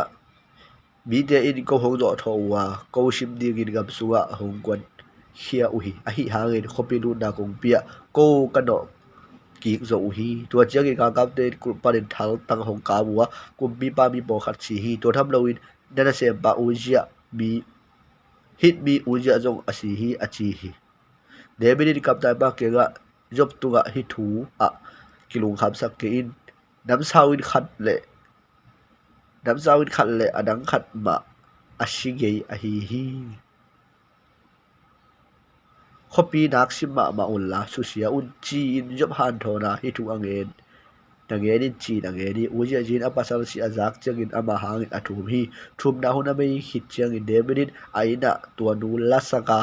ama ji suangin tapa kha ane hi ahi hangin David gam tan da hangin to pa alung kim ki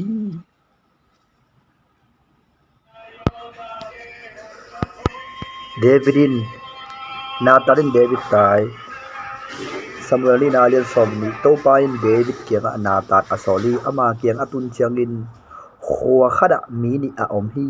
khat hawa a khat zong hi a haw pa in to hol le bo hon tampi tak meya a zong pa in a hi le alei sa tu nu no khat lo ngal bang ma anei ke hi aba in tu do khoi khang ata te to a khang khomi an homin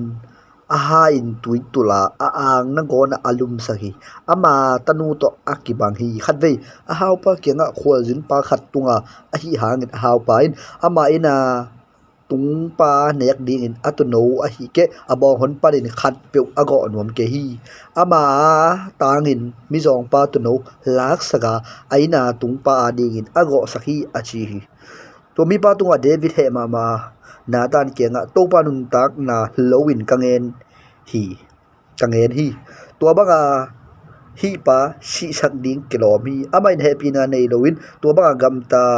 ahi manin tuno aza alin alo pelmo kul hi achi hi tua changin na tanin David kenga nang tua mi pa na hi to pa Israel pasien gen hi ahi hi Israel uk digin sat hau kong nila sol khut palin kong ho khia hi napu in kong pia napu ji te na anga om u hi nang tunga Israel in kwal le juda kong pia hi khem to tom lo lai ahi le atam so na ngon kong pelai di hi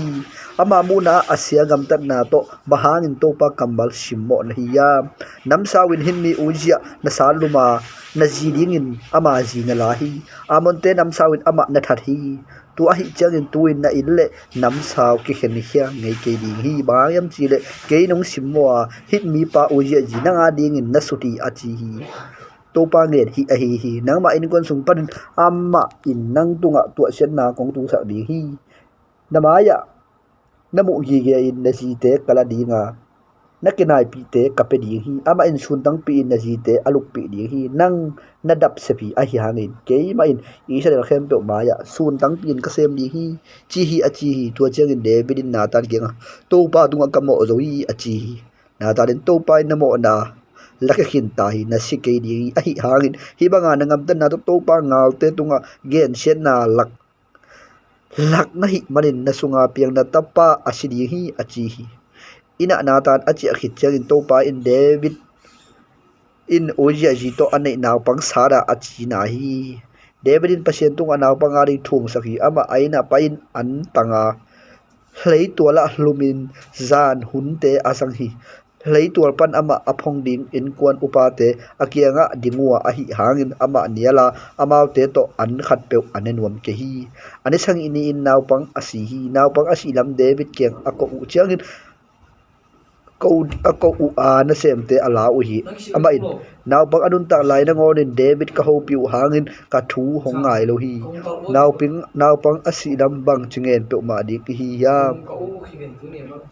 asia khat pe abol khadi hi chin angai sun hi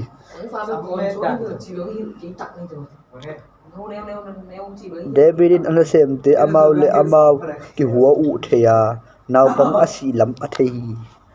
ama in naw pang si ta mo hiam chin adong hi amau ten hi ama stai chin do hi to chang in David lei tor parin atho to hi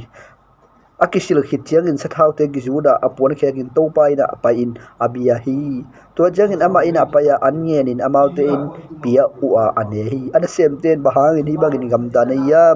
naw pang anung ta la in an tagin na ka ba tuin naw pang sita nang thoin an na ne sop hi chin adong u hi amai naw pang anun ta la in an tagin ka kapi ke ngai sunna kuan thei ri nga hi yam to pa in ke hu happy in naw pang hing sak khathei di hi ka chi a hi hangin tuin ama sita hi bahangin an tang non ding ka hi yam ken ama laki thei ka hi yam ama kianga ka pai dinga ama a hi le ke kenga hong chia king no lo hong chia king non ke di hi a chi hi to chang in David in aji besiba he ne ma ama kenga pain ama aluk pi to nuin tapa khat ne ya amin Solomon apua hi to pain ama ai thi to pain ama I a hi marin kam sang pa na tan kenga amin jedida chi ding in athu kha hi to hulai takin jobin amon mi rabba shimin akum pi kul muat hoi ala zo hi to chang in jobin David kenga kam tai sola rabba kishima atuina ku kala zo hi tuin nga kap om lai teng khomin la khopi chi in la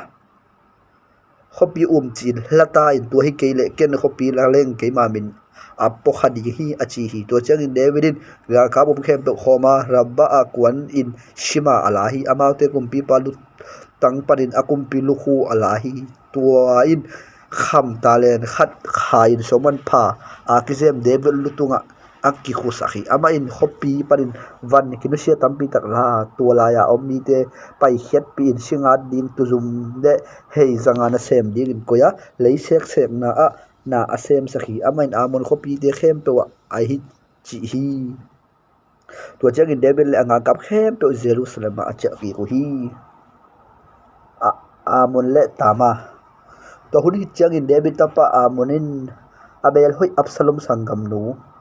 tama aga hi tama nungak bithia ama tunga bang khat pe hi ding piang thailo a hi manin asangam nu tunga alo sapna hangin amon achinat lo hi amonin David sangam pa simme tapa Jonathan min nei lom khat anei hi Jonathan mi lung sim khel ma khat a hi ama in amon kianga bhangin nang kumpi pa tapa jingsang khat hi jingsang khat gong tek tek na hi yam hongel loading na yam chin adong hi amon ka sangam pa Absalom sangam nu ngai ka hi achi hi Jonathan in lubna paila achina kine in na pain hongwe changin ka sangam nu tama hong pa in nek ding khat pe hong pia hen asep ma mu in a khutung kanek thei na ding in an hong huan sakhen chin achi to changin amon luma china kine hi kumpi pain ama ave changin amonin kasangam nu khutunga kanek thei na ding in kasangam nu hong pa in kamu in alum atum ma hong bo sakhen achi debri kumpi pa in sunga tama kianga thu za saka nasangam pa apmon ina pailla an po khat huan sak in achi to changin asangam pa non ina tama paya ama alum hi to nuin annel lomin neka ama mu in alum bolin a em hi to changin sibel peiri la in alum alui bangin anin wam ke hi alui hangin anin wam ke hi apnonin hilaya khem pusuak sakin achi hi to changin mi khem pe apusuak hi to changin apnonin tama ke nga na khutung pan kanek thei ding in kalup na in dei sunga an hong puakin achi hi to te tama in abosa allum asangam ba apnon lup na in dei sunga apuak hi ahi hangin anek ding in saboi sunga apai pi changin man che baka sangam nu hong pain hong lupin achi hi to nuin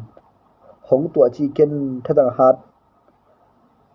hong tha tang kai ke in Israel sunga tua bang kingam ta lo ding hi bang in gil lo gam ta ke in ke bang su ding ka hiyam kamai jum na ko ya sel ding ka hiyam nang abang chi thu na hi hiam Israel mi gilo a hai tan na bang ding hi nong he pi nan kum bi ba ke nga genin nong ten bi ding hong kham lo ding hi achi hi ai hangin athu ngai lo wa to nu sangin ama ha zo ai man abuan ngop hi to hi changin apnonin thakharin ama amuda ma hi atak takin ai na sangin abuda zo hi apnonin to nu ke nga thowil la pai hian achi hi to nu hi ke nong so khen na tua ke tunga nabona khelna sangin alien zo hi achi hi ahi hangin aman to nu thu angai non ke hi ama na sem nei tuam pa sama hi nu mai himun parin no kheulla anunga kong kalun achi hi to jangin ana sem pai koi hia anunga kong akal hi to nuin na pon tol pi aman phama ma kizem asili ahi hangin kumpi pa tanu te nunga bit lai pe mai to bang puan nam asil ahi hi ta ma in alutunga vut khwa asil lai akizem pon tol pi abal ke hi alutunga akhut khu nak pin kap komin apai hi asangam ba apsaron ton mu kenga tua na sangam pa apnon nang to ahi hiam kasangam no dai ama na sangam pa ahi hi lung shimin jong nei seda alelin achi hi tote ama asangam pa apsaron ina chia numei khat wok lung sipi in aom hi thu ten kumpi pa kenga aza kumpi pa in azak chiang in ahe ma bai asangam nu tama apnonin mai mo sak ahi manin absolun ama muda asi apa kam khat dek again pi ke hi absolun abnon that kumni khichangin Ephraim gam yi kenga bar hajola absolum tumul mete omua amma in kumpi pa tapa khe do tolaya apai dingun asam hi kumpi pa kenga absolum payanan sem pain gan mul mete ka khop khini no happy nan kumpi pa le aulian te jo nong ki helo jo dingu hiam achi hi kumpi pa hi lo hi katapa o kabe kun ko pai ke di hi nanga ding in pani klel ding hi chin ka do adong hi absolun akut hangin nelte te ya ahi hangin thupha apia hi to changin apsanomin nong pai ke ding le no he pi nan ka sangam pa apnon ko to hong pai sakin achi hi kumpi pan bahangin no to hong pai ding hiam chin adong hi ahi hangin apsanomin kunte te ya to changin aum lai kumpi pa tapa te le apnon apai sakhi absolun ami te kenga ngayun Amnon zu akham ma chiangin amnon sa lum un kong chi chiangin that un lau ke un thuong pe kheli lo ka hi yam ki ha sakin ki hang sakun chi thu apia hi tua chiangin Absalom mi te in Absalom thu piak bangin Amnon tunga ahi hi tua chiangin kumpi pa ta pa te khe be ding ki awa la sakola tuangin atai o hi amaute gamla ka aom lai da kun David tunga thu ki saka Absalom kumpi pa ta pa te khat jo si lo salum khini aj ki chi kumpi pa ding to in apuan silte bal ke ga leitula alumi ana sem te khe to puan bal ke sain akianga ading uhi aya kumpi pa sangam ba semi ta pa jo darin kato pa in kumpi pa ta pa khe to kithat hindi in ngai sun ke in Amnon bek si hin Amnonin asangam nu tamai abuan sakna kipan Absalomin asom ben ahi kumpi ba ta pa khe to sikina hongi ko pen thusim ke in Amnon bek si achi hi to hulai takin Absalom atai bang hi to lai takin ngal bil pa khodak to le ama amna parin nitum na lamwal tung pan in mi tampi pai suk amu hi to tang bal pa pain kumpi pa ke nga harnum lamwal pa nga mi kamu hi achi hi zodaran in kumpi pa ke nga edin kumpi pa tapa te hiya obhi nan de sem pa ngen bang te ahi hi achi hi angen hit prin nak pitakin kap covid kumpi pa tapa te alut uhi kumpi pa jong kaba ana sem te khe pe ka chi takin akap uhi Absalom taya gesai kumpi pa ai midat tapa talmai ke nga atahi ahi hangin kumpi pa David atapa hangin nishmin athum hi Absalom atai hi chiangin gesona paya tolaya kumthum aum hi Amnon si ina hangin kumpi pa ngai ngilta alung simin Absalom kianga ho nuam hi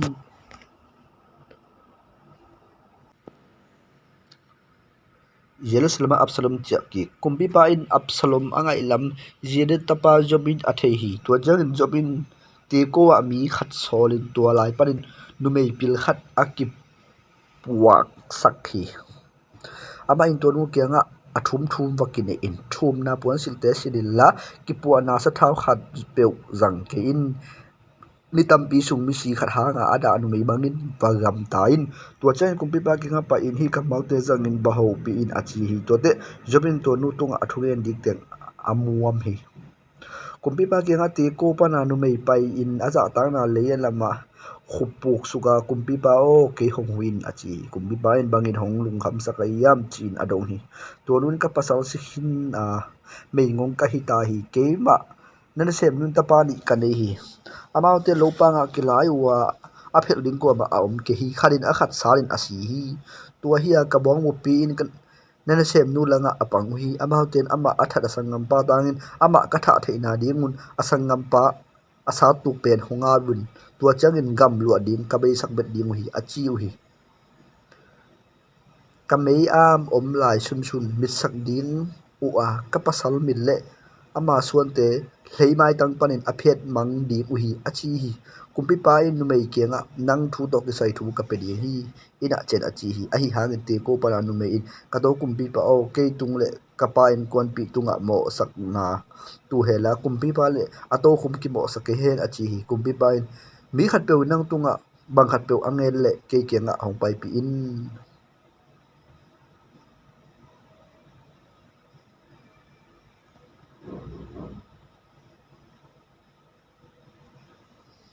ama in nang hung boy sak ti no lo di hi chin ado hi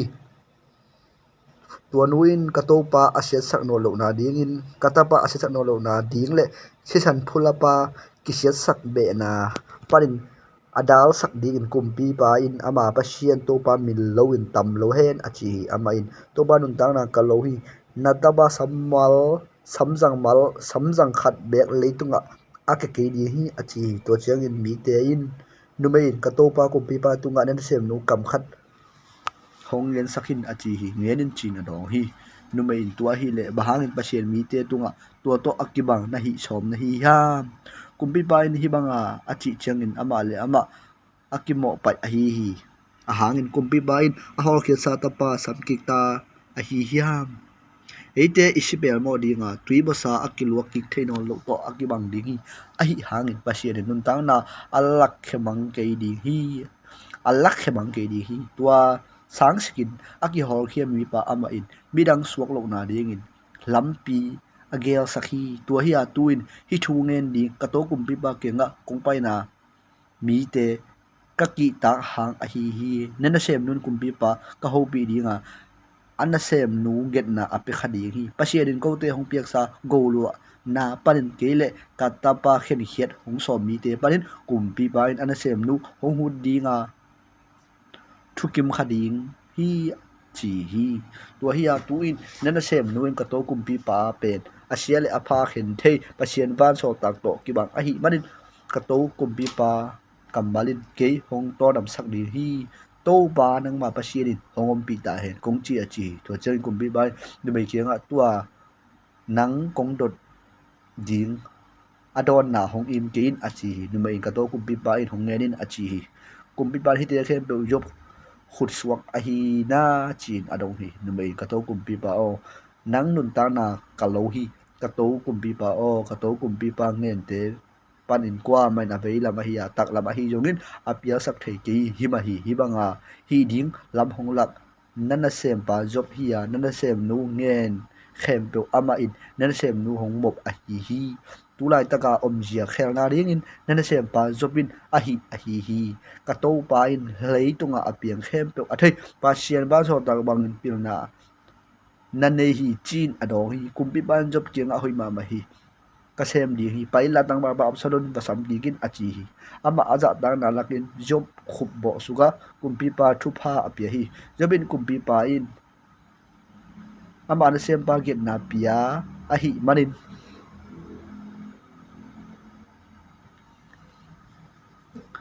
nana sem pa in namaya mai phanga a hi lam tak tu ni in a thei hi kato kumpi pao achi hi to changin yesa ya job pa ya jerusalem absalom achi pi ki hi a hi hangin kumpi pa in ama ina apai ku di hi kamai tang amu pe ma ke di hi achi hi to chang absalom ama ina paya kumpi pa mai tang amu ke hi israel khem pe sunga absalom za a pasal mel hoi aphat akiphat mi khat bek a om ke hi alut zanga kipan a khen nuai dong gen ban na a om ke hi ama in alua samgik lua asak hudurin ameda asam ame simin te in kumpi te na in sekel zan agi hi absolutin tapa thumle tanu khat anei hi atanu min tama hiya numei mer hoi khat a hi kumpi ba mai tang mulowin jerusalem absalom kumni ateng hi to changin kumpi pa kenga paisak nuamin absalom in job abai kha hangin job ama kenga apai nom ke hi to changin ani baina bai kha ka ama pai nom tuan ke hi to changin ama in ana sem te kenga enun ko lo le job lo akigi zong hi to la ya mang bu ham anei hi paiulla main ha sakun achi hi to changin absalom na sem ten alo aha saku hi to changin absalom ina job pa ya ama kenga bahang na sem ten kalo hong ha saku a hi yam achi hi absalom job kenga erin nang kong thu kha ka kumpi pa kenga hong solin bahangin ge so parin hong chia ka hi yam to la ya om lai leng ke ading in a hoi zo ding hi chia nong do sak ding ka dei hi to hi tuin kumpi ma mai tang kamun wam hi na khat pe akhial ka hi le ama hong that sakin chin kong dong sak nuami achi hi kumpi pa ke nga job pa ya abange ani to jangin kumpi pan absalom samjaka ama sunga tumin kumpi pa maya leilam ngai na kul choki to te kumpi pan absalom annam hi absalom som simna hi tu khi changin absalomin amaya tai ding sakol leng khat le sakol te le mi som nga aki thoi sakhi ama thoba ya a khopi kongpi jot na lampi nge ya ading hi kumpi ba ma ya thuken sang ding lungkim lo na nei mi pai khat pe om cheng absolum sama nang ko yi khwa pan na hi yam chia ama in nan sem pa israel be khat pan ka hi chin adong hi enin na thu nei dikin kichian sin san hi ai hang in thu hong sit ding in kumbi pan mi akoi ke hi achi hi to te absolut ngam sunga ke thu khenin hong ki se le bo lungkim lo na anei a hi ke thu nei pu ma hong pai dinga thu tangin athu ka khen sak de hi achi be hi mi khat pe win ama lamman o in amaya akun sukle absolutin a khut jana ama lenin anami absolutin kumpi pa tunga thutang dong dinga apai israel te khem pe tunga hi chi mangin bola hi mangin israel mi te lungsim a gu khia hi kumli achin chiangin absolutin kumpi pa kenga hebona hong pai sakilla topa tunga kachiam na hong tang tung sakin abrama gosana kan nana sempa katel lain topa in ke jerusalem hong puak ki kle hebona topa ka beding hi chi in ka kichiam hi achi hi kumpi pa il lungmuamin pain achi tua changin heboma apai hi tua changin absalomin israel be te sung khem pe wa kam tai sol sima pengkung king nazak phedun hebona absalom kumpi hi chiun achi sakhi jerusalem pan absalom in bizani aton pi hi amaute mo peng hi leng la bang lela kisam hiya bang ma thuwa thei ke hi absalom in biak na apiak lai takun david thu kupi pa gilo te he to fail zo ama ngam khopi gilo pan apai na dingin abai kha khi to bangin som simna thaharin absalom nungzui akhang sem hi david gal tai david kenga kam tai khat pa ya israel mi te lungsim absalomin zo khini chin angen hi to chang in david in jerusalem am pi uliar khem pe tunga hong payun itai kele absalom e te khat bek hong su sak lo ding hi thakharin inusiat pak kele malangin hong kwan dinga e te hong zo win hong chisak ding wa nam sawin khopi awa ding hi achi hi kumpi pa ulian te ga to kumpi pa in atel pe sem ding in na sem te ki thoi sain khom hi chin adong hi kumbi pa pai hi a ain kwan pi khem pe ama azui hi a hi hangin ama in akumpi in kem ding in azino te som anusia hi tua chin kumbi pa pai hi a mi te khem pe in zui u a agam la sim mun khada a khor hi ami te khem pe in ama makai u a keret te khem pe peret te khem pe le gat pana aton pi mi janguk te avegun kumbi pa maya apai u hi kumpi pa in gat mi atai kenga bangdia ko hong zui na hi yam chiagigila kumpi absalom to omin nangam nang mi na hi ya nangam pana hong ki hol khi a hi zana hong tung pan bek na hi to hi ya kapai na ding mun ka thei lo na a tu ni in nang hong koi bak pi ding ka hi yam chiagigila na khopi mi te ton pi in migin nale mon hoina no to omta hen achi a hi hang etai kumpi pa genga to pa dun tang na le ka to kumpi pa nun tang na lowin ka gen hi si na ding a hi ya hin na ding a hi jongin ka to kumpi pa om na pe pewa nana sem pa ka om di hi chin adong hi david etai ke nga pai to le achi hi to changin gat mi etai ami te khem pe le ama aton pi ain kwan pi te in azui suwa ko hi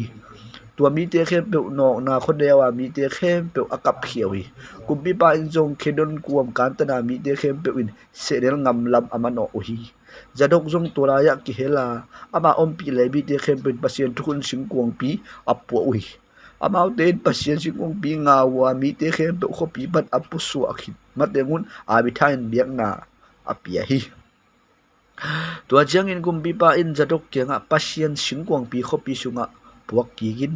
topa mai pha kam ule ke hong pok ki dinga tua te ate namun hong musak ki dingi a hi hangin ama in nang tunga kalung kim ke hi achi le ke aking sa ka hi ke tunga hoi asak bang mangin hong hi ta hen achi hi ko bi pa in shambi jarok kia nga zong thumu khol khat hilo na hi yam natapa ahimat le abithai tapa jonathan to lungnom takin khopia chekiun nang le abithai natapa te geri ton piun sedel ngam sunga nga mun a no hong jak sakna kazak mateng kanga ring hi achi hi to changin jadok le abithai jerusalem pasien singkong pi poki ruwa tuala ya a om hi david ahi le olim fu ma pai to la ya apai komin akapi alukhuwa akhegwakin alukhuwa akhegwakin apai hi ama ton pi te khem pe injong alu u khu u a apai to komun akap uhi tua hunin David kianga ale do mi te laga Absalom le to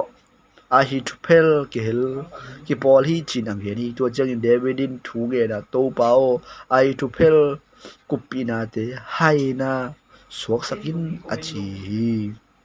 mi te in pasien biang na muna azatu moron a David atun changin ama to kimudingin ang mi husai a na pon tual kibal kekin alutunga leivui a khu hi Davidin ama kenga ke nung zu le nung ngim sak di a hi hangin khopia a hi kile ki gila Absalom kenga kumpi pao nen sem kong suak di hi abe saunin napa na sem ka hi tuin nang na sem kong suak di hi bachile chin a hi to pel ngai sunna lo sam sakin ke nong hu thei di hi siam pitele yadok le abithai tulaya nang to om hilo a hi hiam kumpi in sunga na zakhem to amao ko win amao tapa ni te zadok tapa a himal le abithai tapa Jordan le ama to tulaya om khom hi zakhat tu na ne u chiangin ke kenga hong solun achi hi to chiangin khopia Absalom alu lai takin Jerusalema David lompa Husai atum hi David le Shiba moron gal dia ga David atun chiangin Mephibosheth nei sa kem pa Ziba in ama na don hi ama in alum zani le nga mo keu zakhat theimu zakhat le zu savun khat apua tut pha vo sala ni to ana don hi kumpi pa in Ziba ke nga bahangin hi hongpo na hi yam chin adong hi Ziba in la te kumpi in konte tu na di hi a alum le singa te mi te ne di hi in azu pen channel ngama athabe te thatho king na di a hi achi hi to chai kumpi pa in na pu tu pa ko ya om a hi yam chin adong hi Ziba in ama ke nga ama in Jerusalem om la hi bahayam chi de tunin Israel in konte in kapu kumpi ngam hong pe king di hi chin ngai sunhi achi to changin kumpi panje ba kenga Mephibosheth me sap peuk ma tuin nanga hi achi Ziba in kiniam khiat takin kongku di ka to kumpi pa o namai amai pa honga sakin achi hi Shimein David ham siat kumpi pa Davidin bahurim amano lai takin solin guanto bong akibang mi khat tu lai parin apai hi ama gera tapa hin amin Shimei hiya aham set komin apai hi amain David veilam le taklaba nga kap hon te le ama aching te omna pi David le aulian te khem pe suang tangin adeng hi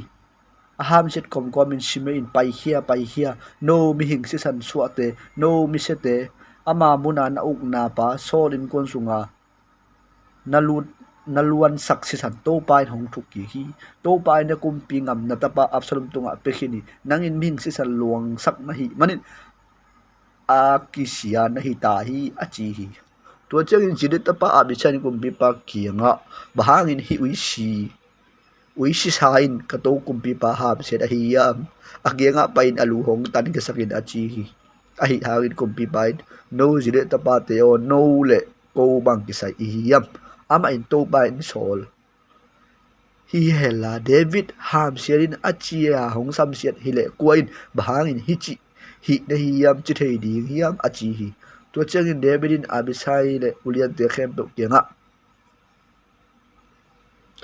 katapa keima chi le sama main ke tha hong som hi tua chi le hang hi Benjamin mi pa in ke hong hi chi ding ma hi ama koi khong le lun ham sia sak lelun to pa nget a hi to pa in kalung don na muin tu nia ka nga ham sia a hoin hong thu ni hi achi hi to changin David le ami te lampi tonin pai lai takun ama ga la mol pang tonin Shimei pa ya apai komin sam sia ama suang tangin denga leivui a the hi kumpi pa le aton pi de khem pe gim pin atup namun atung hi to la ya ama atol ga hi usai le Ahithophel ngai should be na to hulai takin Absalom le Israel mi te khem pe Israel mi te Jerusalem tungwa Ahithophel ama to om khomi tua changin David lompa akai mi Husai Absalom kenga paya kumpi ba khan soren kumpi ba khan soren achi Absalom Husai kenga hi pe ne lompa na I na la na hi fe mo bang dinga na lompa zulo na hi yam chin adong hi Husai Absalom kenga hi lo hi to pa le hi mi te le Israel mi khem pe win atel sa hi mi pa ama to ka khom ding hi to bana ken ko na sem ding ka hiam atapa na sem ding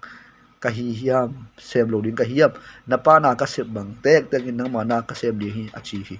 Absalom Ahithophel ke nga nangai sun na hong ne din bang hi ding hi hiam achi hi Ahithophelin na pa in a in ching ding anu siat jino te lupin tua chang in Israel khem pe na pa lang pan na za ding wa nang to om khom pe ma ata khau ding hi chin adong hi tua chang in amau te in tunga Absalom pon bu lam sakua Israel khem pe muin apa jino te aluk pi hi tua hi ha tu hulain Ahithopher ngai sunna pasian dot to akibang ahi hi tua bangin David le Absalomin Ahithophel ngai sunna atupisim hi Samuel ni na alian som le sagi Ahithophelin Absalom kianga mi tu som le tu ni kateng khedi nga David nungdel ding in tu zat ka kuan khedi hi ama gima athanem lai takin shimin lin thon in kasat dinga tua chiang in ama ompi khem pe atai kek ding hi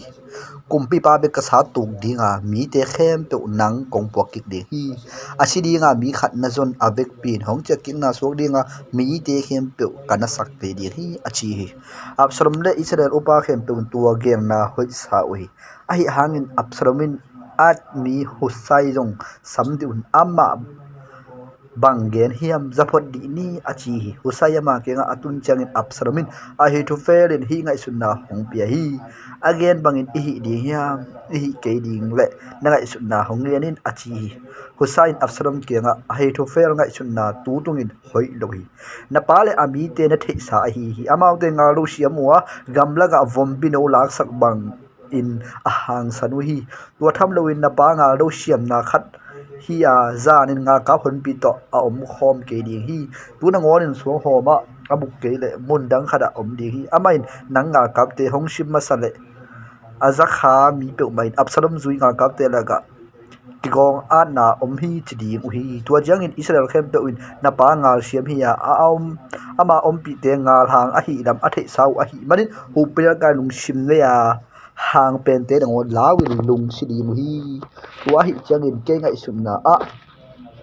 Israel mi khem pe udan panin besiba dong tuiping ya channel za tamte kai khomin nangma mai ninga sunga amau te nam kai di hi tua hi le ama akimuna pe pe wa shimin lei tuala dai tui kia bangin ama tunga ikeding hi ama khopi sunga anung gig le Israel khem pe kha hual kengin to khopi athem zonga kemu lo dongin kuam sunga ikai mangdi hi achi hi Absalom le Israel mi khem pe win Ahithophel ngai sunna sangin aismi Husai ngai sunna hui zo hi achi hi a hi hangin Absalom tunga sen atun theina rigin to pain Ahithophel pi ngai sunna a hui zo ase sa hi hi Husai shebi jadok le abithai te kenga Ahithophel in Absalom le Israel upa te kenga hi bangin hi banga asep ding nge na a hi hangin ken tua chi bang asep ding in kangen hi tuma ma in thu pai sakila David kenga sel ngam nga muna tu zan nangi ke in nangal ka pel bo ke ule kumpi pal aum pi mi khem hong ki ba tum di hi chi ngenin achi hi en rorella Yonatan le ahimat a om uhi na sem mai khalin amau te thu ba puak in amau te in kumpi ba ke nga pain abagen dingu ahi ahangin tua te khopi sunga alu ding u kwa ala wa hi ahi hangin tangwa khalin amau te mu Absalom ke nga ako hi to changin tua mi te ger pai hiawa bahurim a mi khat in azuat uhi tua pain ahuang sunga tuidum khat anei hi amau te tua sunga akum suk uhi aji in tuidum sil ha in atunga sina tua tunga an azal hi tua thu kwa man a thei ke hi Absalom mi te tua ina tung tua nu mei keng atu du chang in a hi mal le Jonathan ko ya ma hi yam chin adong hi nu mei amau te keng amau te lui nga ka khinu hi a chi hi tua mi ten azon nu hang kwa ma mulo wa tua chang in Jerusalem a chia hi tua mi te apai khet khinu chiang in amau te tuidum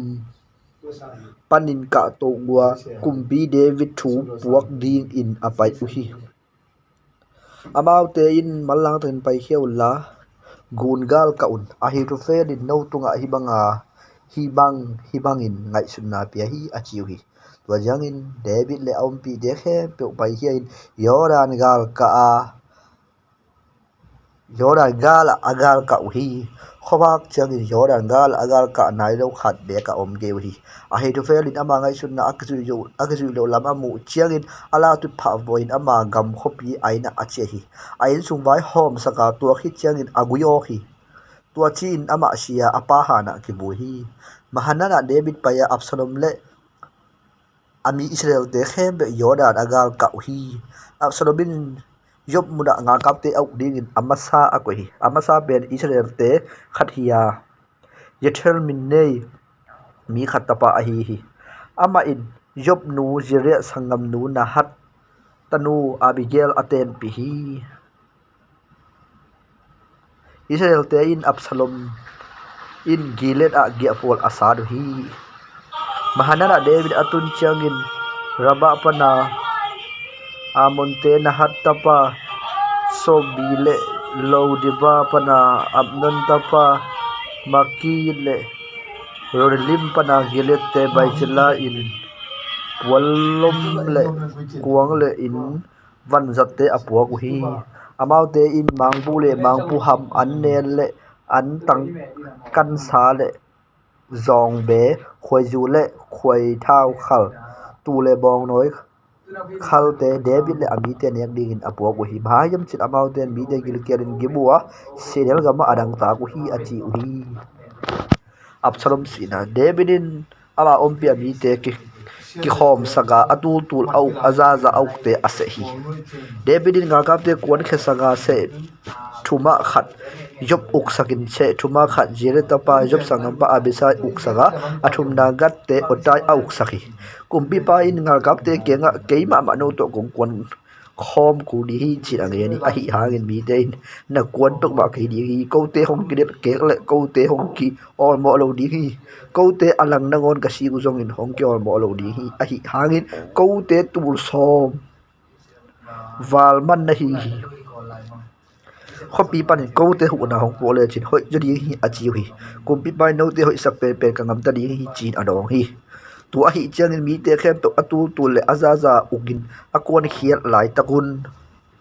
kongpi ngia kumpi pa ade hi kumpi pa in job abiside etai te kenga ke nong khol naun tang bal pa Absalom hong dop sakun chin thu apia hi kumpi pa Absalom to ki sai ga ka ukte tung chia da thu piak ga gap te khem pe azau hi Israel ship ding in ngal kap te lo pa nga kuan hia wa Ephraim tulaga ngal ki do hi tulaya Israel i David mi te in Israel ngal kap te zo wa tuani in asi tam lo ma ba hi mi tu som ni asi hi mol tung khon he bu pia ki do na ki jela tuani nam sa asi sang tulaga dum ta na tam anu se zo hi tuin Absalom le David mi te akitua khau hi ama ala tunga tuanga to so hiang zau ma nuaya ala apai lai takin singko ma Absalom lu a o hi atuan na la pai suaka ama hui laga ki khain ki anusia hi ahi chi om tua bi te khadin amu chang in job kenga to so kung khada Absalom ki khai kamu hi achi hi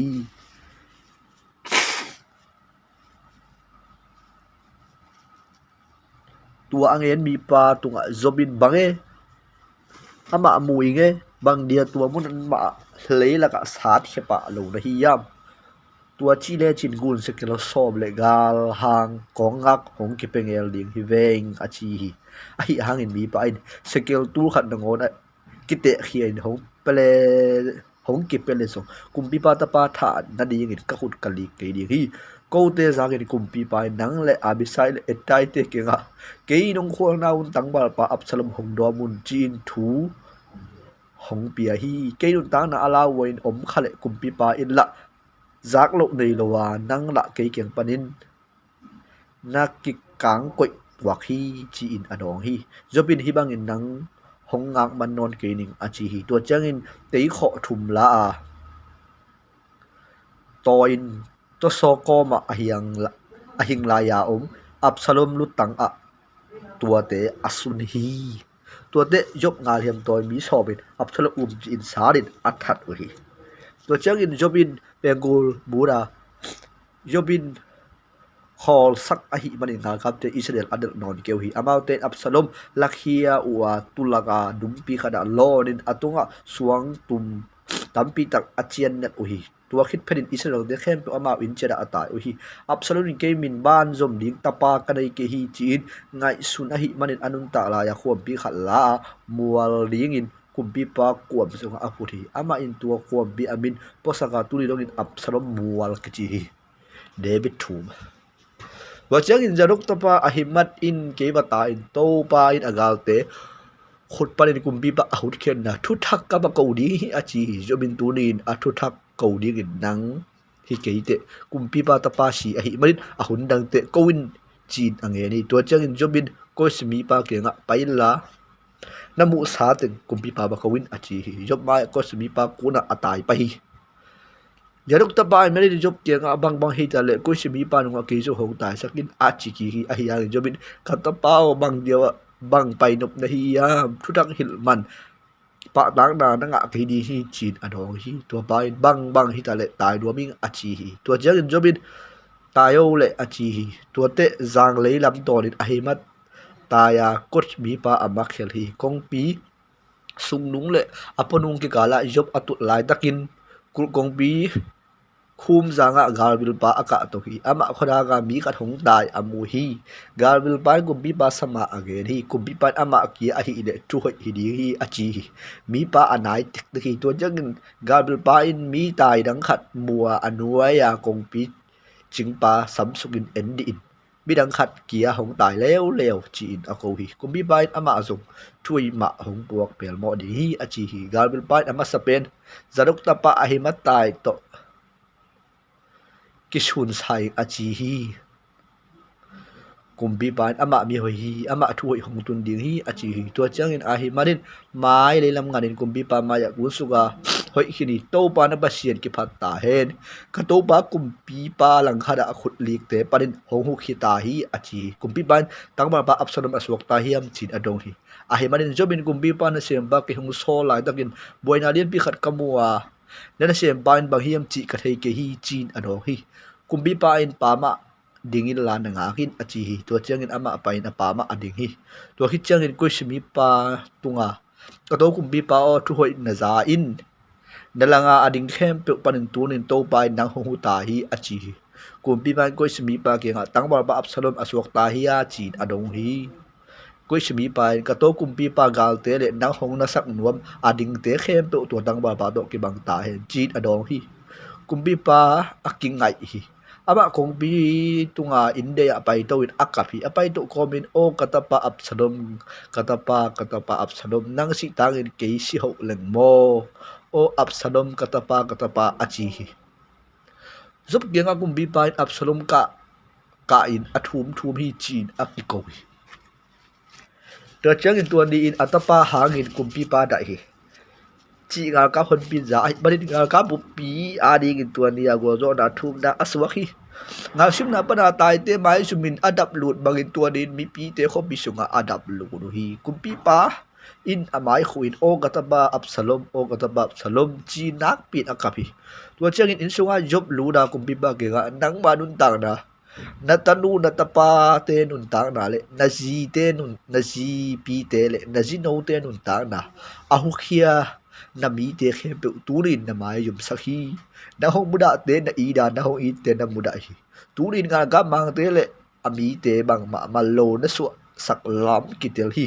tunin Absalom den hung ta he la ko te khe pe sikhil le u na nuam ding lam tak ka thei hi tuin pai khel la nabi te han thonin to pa lo in ka chiam hi na bai khet ke le tu za cheng in bi khat be gin na hong pi lo di hi in na di gin na deu tu nga ki pan tu hun do nga tu sian na sang in na se zo di hi achi tu che kum pi ba ding to wa kong pia tut na atu hi mi te ke ga kong pia kum pi ba tu hi chi ke jeng about te khem pe amai apai wi Jerusalem ba David chi ki to hol lai tak in Israel te a inu ata yu hi Israel be sung te ga kum pi pa in igal te khut pa ri ho hu khia hi Philistia te khut pa na ho hu khia zong ama ai hangin Absalom hangin agam tai san hi to te ate ho ding sa thau in pa Absalom la gaw sung asita hi tu a hi chengin bahanga kum pi pa laking ni angen omlo na hi wiam chin bi khem pe khal le khat akigo hi to changin David in siam bi ja dok le Abithai te kianga Juda upa te kianga Israel sung teng them pe wa kumpi pa ama muna om sak tik dinga again nung sang bahang kumpi pa akumpi ina atun pi king ding no te anung pe hiding na hiya no te kasangam te ke ma si le sa na hi tuai changin bahang kumpi pa atun kik nung pen hiding na hiya chin adong sakhi tua chegin amasa kenga nang kasile ka sa hilo na hiyam tua kipanin mai lama kangal kamang pa digin jok muna kong koi tak le kong koi kita le pasierin awut bangin hong borin ada se join hong bolta hen chi hi chi un chin aza saki debedin yuda mi khem be lusim mi khada bangin azo pa hi amau te kumbi pa kenga nang le nami te khem be hong cheu tu in chin thu aja sak hi to chang Jordan do kumpi pa achia hi tuin kumpi pa don ding le Jordan ga la agal ka ding in Juda mi te ko hi Gilgal atu hi Bahurim pana Benjamin te geret tapa shimei Juda mi te to kumpi pa don ding in balang in akwa hi ama to Benjamin te tur khat hiya so din sum dei sa khem kempa jibaton pin atapa som le nga le ada sem te som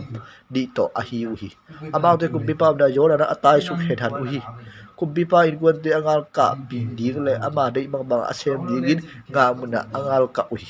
Jordan gala geret tapa shimei angal ka khichiangin kumpi pa maya khubwa ama ke nga do pain ke hong mo sakin ka to kumpi pa in Jerusalem da Lucian ni anan sem pa gam da na chiam de ke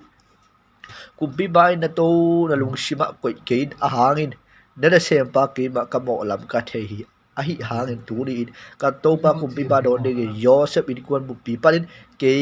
hilaya kong tung suk basa pe hi achi hi to chang jere ta ba abisan hi thu hangin shimei tha ni kilo yam aban to pas thau nit pa ha sia hi achi hi David jere ta pa on nang to bang kisa ihiyam turi kalang pang te na swak khinu hi turi Israel khat pe ki that ni ahiyap turi Israel kumpi pa ka hi lam thei lo hong sa da hi yam ka hi lam a thei lo hong sa da hi yam chi do hi to je kumpi pa shimei ke ga da shi pe ma ke di hi achi hi to te ama to kumpi pa akichia hi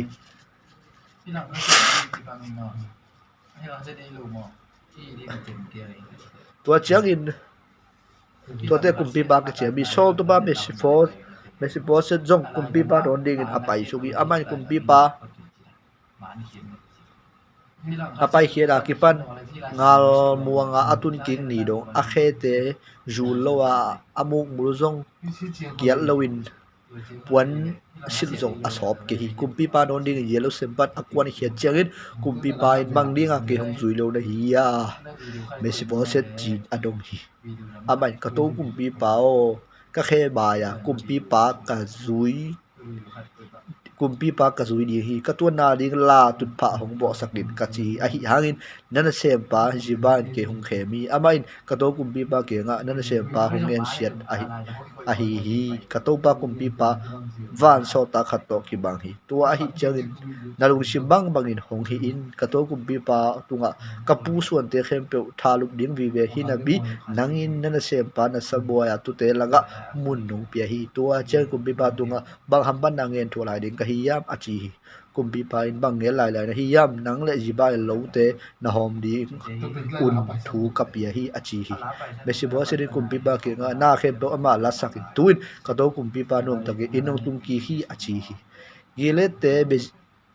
bazilai zok kumpi pa jordan gun akan tan pi ding le to lai panin ama akhading in rojlim panin akwan sukhi to hunin bazilai khang ha ma ta a kum som yet apha hi ama minuam sa hi barin mahanana kumpi pa online awahi kumpi pa in bazilai ke nga ke to ngal ka khomin jerusalem te khom ni nang kong bang de hi achi hi a hi hang bazilai kumpi pa ke nga kumpi pa to jerusalem ton to ringin kummang za zok zong nung tanon ding ka hi yam kum som nget ka pata hi bang hoya bang hoi lo hiam chi jong khen thei non ka hi yam nana se pain anek adon te alim na jong thei non hi yam numei le pasala sak zong za thei non se ka hi hiam bang in nana se pain kumpi pa ding in van hi hong su be ding ka hi yam nana se pai jordan ngal tom kha sung kong zui lai ding hi a hi hang in kumpi pa tua banga pa tak man kung pilai jang ding na hi hiam nana se pa ka ten na khuwa sia kanu ka pa han ya ki vui the na ding in hong cha sang roin a hi hang in nana se pa kim ham hilaya om hi ka to kumpi pa to nangal ka khomun ama tunga nalung kim mangin na hi in achi kumpi pa in kim ham to kangal ka khom dinga nalung kim mangin ama tunga kan na hi di hi to te ke hi dinga na de khat do kong hi sak di hi achi hi to chang in mi te khem be yoran gal kawa to hi chang in kumpi pa agal ka pan hi kumpi pa in bajilai na min ama thupa pia bajilai aina achi hi gilgal akumpi pa agal ka chang in ama to kim ham agal ka khomi jura ngal kap khem to le israel ngal kap alang te kumpi pa akha uhi israel mi te khem pe kumpi pa kianga pai pi uwa ama kianga bahangin isangam jura mi te in kumpi pa ngumang in ama le ain kwan pi te yoran gar kan tan mi te khem pe to hong wa a hi hiam a chi hi jura mi te khem pe in israel te kianga ko le kumpi pa kitana zo ka hi manun ka hi uhi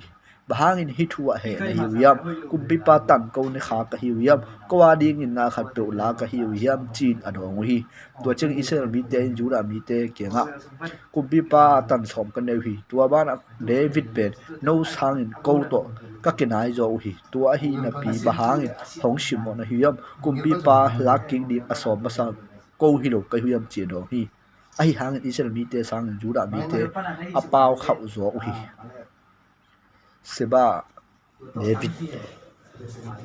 david le pe le do tuin benjamin mi bikhai tapa siba min nei buaina bol pa khat tulayan na om khai ama in pengkun murin david a tan inei ke hi jesi tapa a iki hel ke hi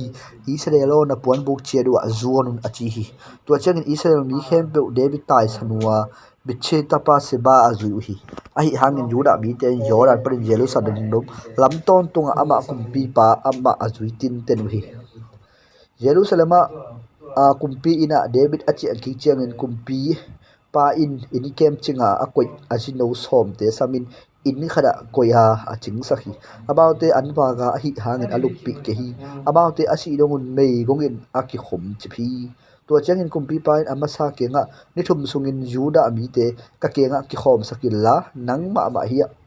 om pa in achi hi ai hangin juda te khom digin amasa apai changin kumpi pa se hun sangin sort abei sak so hi Davidin abisai kenga tuin beche tapa se bain Absalom sangin eitunga sienna atung sak zo di hi na to pa na sem te to na vadel ke ule kul a ki khopi tuin aswak ta khadi hi achi hi to changin job mi te le kheret mi te perit mi te mi ta hat galang khem to abisai in ukin akwan khia uhi bichi tapa se ba del ding in amau te jerusalem palin apai hiau hi amau te gibon suang pia om lai dakin amau te to kimuding in amasa apai hi jobin anga kap puan pi sila apai kisiat tem ta zum khat akivo konga khat akonga anga khi amai lama apai lai dakin apai komin adok khia hi Jobin amasa ki sangamona dam hiam achi to chen Jobin a ziat lam khodin a khamul a manin anam hi Jobin temta zum atoi la amasa in or mo khalowa Jobin agil pia dodin agil zang leilaga aluang khia hi dot be kulawin amasa si to chen job le asangam ba abisa be khita pa se ba adet uhi job mi te khat amasa ge ya dinga job guma David mi job mi a hi pe ma job zuita he achi hi lampi lai janga si salla ka amasa ki de illuma to amunga ka khem pe to la ya a khol hi to pa in amasa omna atung masa a khor amu chiangin lampi panin lo panga kai khia atunga puan khuin khatin a khu hi lampi panin amasa aki hep khia hi chiangin pe khita pa seba delin job nunga mi khem to apai suak hi seba in abel bet makka adong isel bet te khem to nok suangin ba mi te omna kwal khem to ton suaka amaute avekun ki kai khomin ama azui hi job nga gap de khem to paya seba omna abel bet maka a chi hi amaute in khopi chi lei sungvum u a lei sungvu mu a kul polam a ading hi amaute in kul phok pai ding in aput dam u chiang in khopi panin numei pil khalin nangai deun job to kaki honwa mi hia hong sap sak di un chin adong hi ama to nu lam mano in paya to nu in nang job na hiam chin adong hi aman ka hi achi to nu in nana sem du hongen ding nangai sakin achi hi amain ka nga hi achi to nu in zom la ya sort pek line amount abela nang hong kidong hi chiwa tu in tuain thu asiang sakhi isre la ko te akilem amon hoi ka hi u hi nangin isel sunga mi khat a hi khopi suksiat na som hi bahangin to pa go lu na pa tumnom na hi yam achi hi jobin hidek swai ke nom pal le se sak asom ka hi pe ma ke hi athu tua hilo hi fm mo tungam pana bakhi ta pa se ba min nei kubi pa David langa akhut lik to hi to mi pa hong pe leo chin khopi pan kanung ki di hi chi do hi numei job kianga alutang kul panin kong nang kong kilot di hi achi to chiangin to numei ama ngai shut na pil na to mi khem pe kianga paya amau te in bekhinta ba se ba lutang tan hi in job alodo hi to chiangin ama in pem kul mu na khopi pana mi te ki the thangin amau in cheda acheu hi to chiangin Jerusalem kumpi pa kianga job achia ki hi jobin Israel nga ka bupi uka Jorel tapa bini ain khedete le pedete ukin ahirum in yo tho thua na sem de ching ahidu tapa yo safat thu cham te in seve thuwan pi hi zadok le abitai sem pi hi in tuate jel te ejel David sem pi ahiu hi gibon te phulak na David ukhun sungin kum thum ki som gial bi atung hi to jiangin David in topa adong hi topa in tu in sol le asisan luan sak na hanga tuain gibon bi te tha na hang a hi achi hi kumpi pa in gibon te samsaka amau te a ho pi hi tuin gibon te Israel pan Halloween a om lai sun amon te a hi hi Israel te amau te hoi ding in achiam sahin api in solid Israel le Juda ade saluan na hangin amau te tha siang ding ahan chiam hi David givon te kianga noa ding in bang hong hi sang ding hiam to pa go lo thu pa na piak theina dingun bang chibangin hong pok ki ding be huyam che adong hi givon ten ko te in sol a hi keile ain gon pi te tunga gul le khama hi ya Israel sunga khat pe tha na ding a hi jongin kal theina ding thu ka nei ke u hi chi da do hi David noa ding in bang hong hi sa lem be na hiam chi da do hi amauten kumpi pa ke nga ko te hong se saga ko te shem mangin Israel sunga mun khat bek anei lo ding in hong som simpa ama suan te pasar sangi ko hong kipea hela to pa tel sa pa so nei sa gibo a to pa ma ki phola hen chi na do hi to chen kumpi pa ina ma te no kung pe di hi achi hi to pa ma ya so da pa jana ta le David aki chiam na u hangin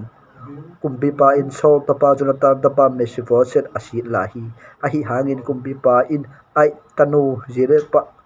to ani atapa ni te ahinum le Mephibosheth le so tanu mara in mahola le bajilai tapa ajil to ani atapa ngate alahi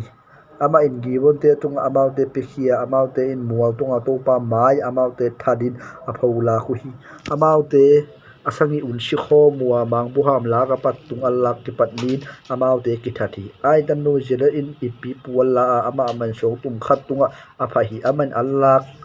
tunga akipan misilwang te tunga ngo akisun suk dong sunin huilak wasate a hiya zanin ngamlang ngam sate a hi jongin asuk khakke asusak khakke hi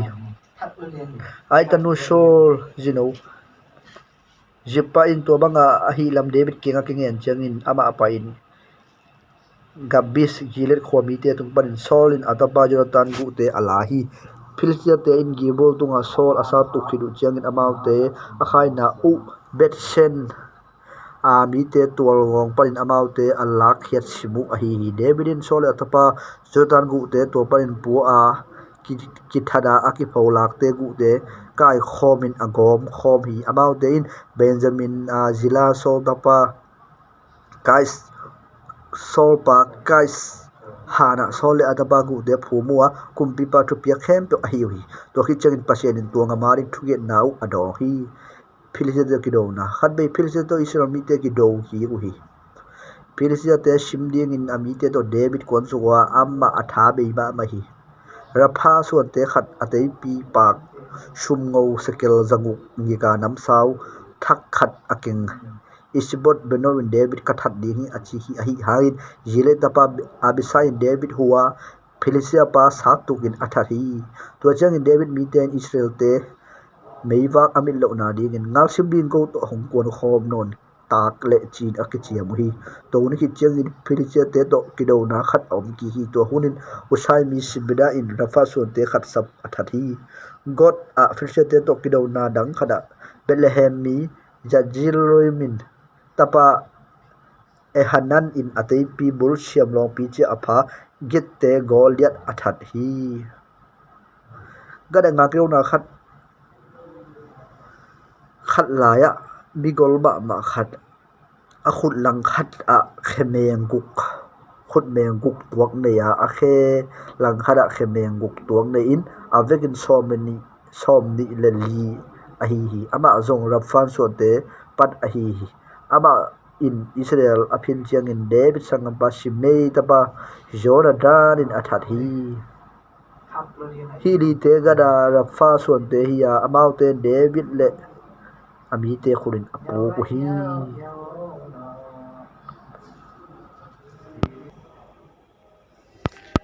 so Samuel ni na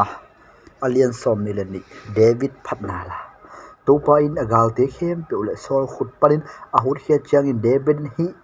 lamal te topa tunga asahi ama in topa in ka suang pi ka kul pi le ke hong hu khe pa hi kapasian ke ma suang pi kabuk na kaldum le ke ma hot hian na ki a hi ama kamun kip kabuk na le kahon pa hi in bigong ta te parin hong hon hi apha tak to pa ka sama ka gal te parin ke hong hon hi sina tui hualin katunga hong tu min sian na tui thangin ke hong tuam hi han khuk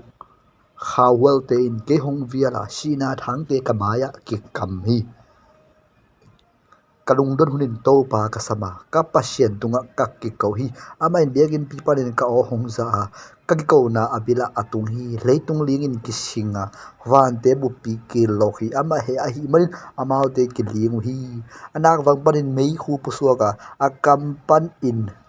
ahol tum mei pusuakin mei am aleng khe hi ama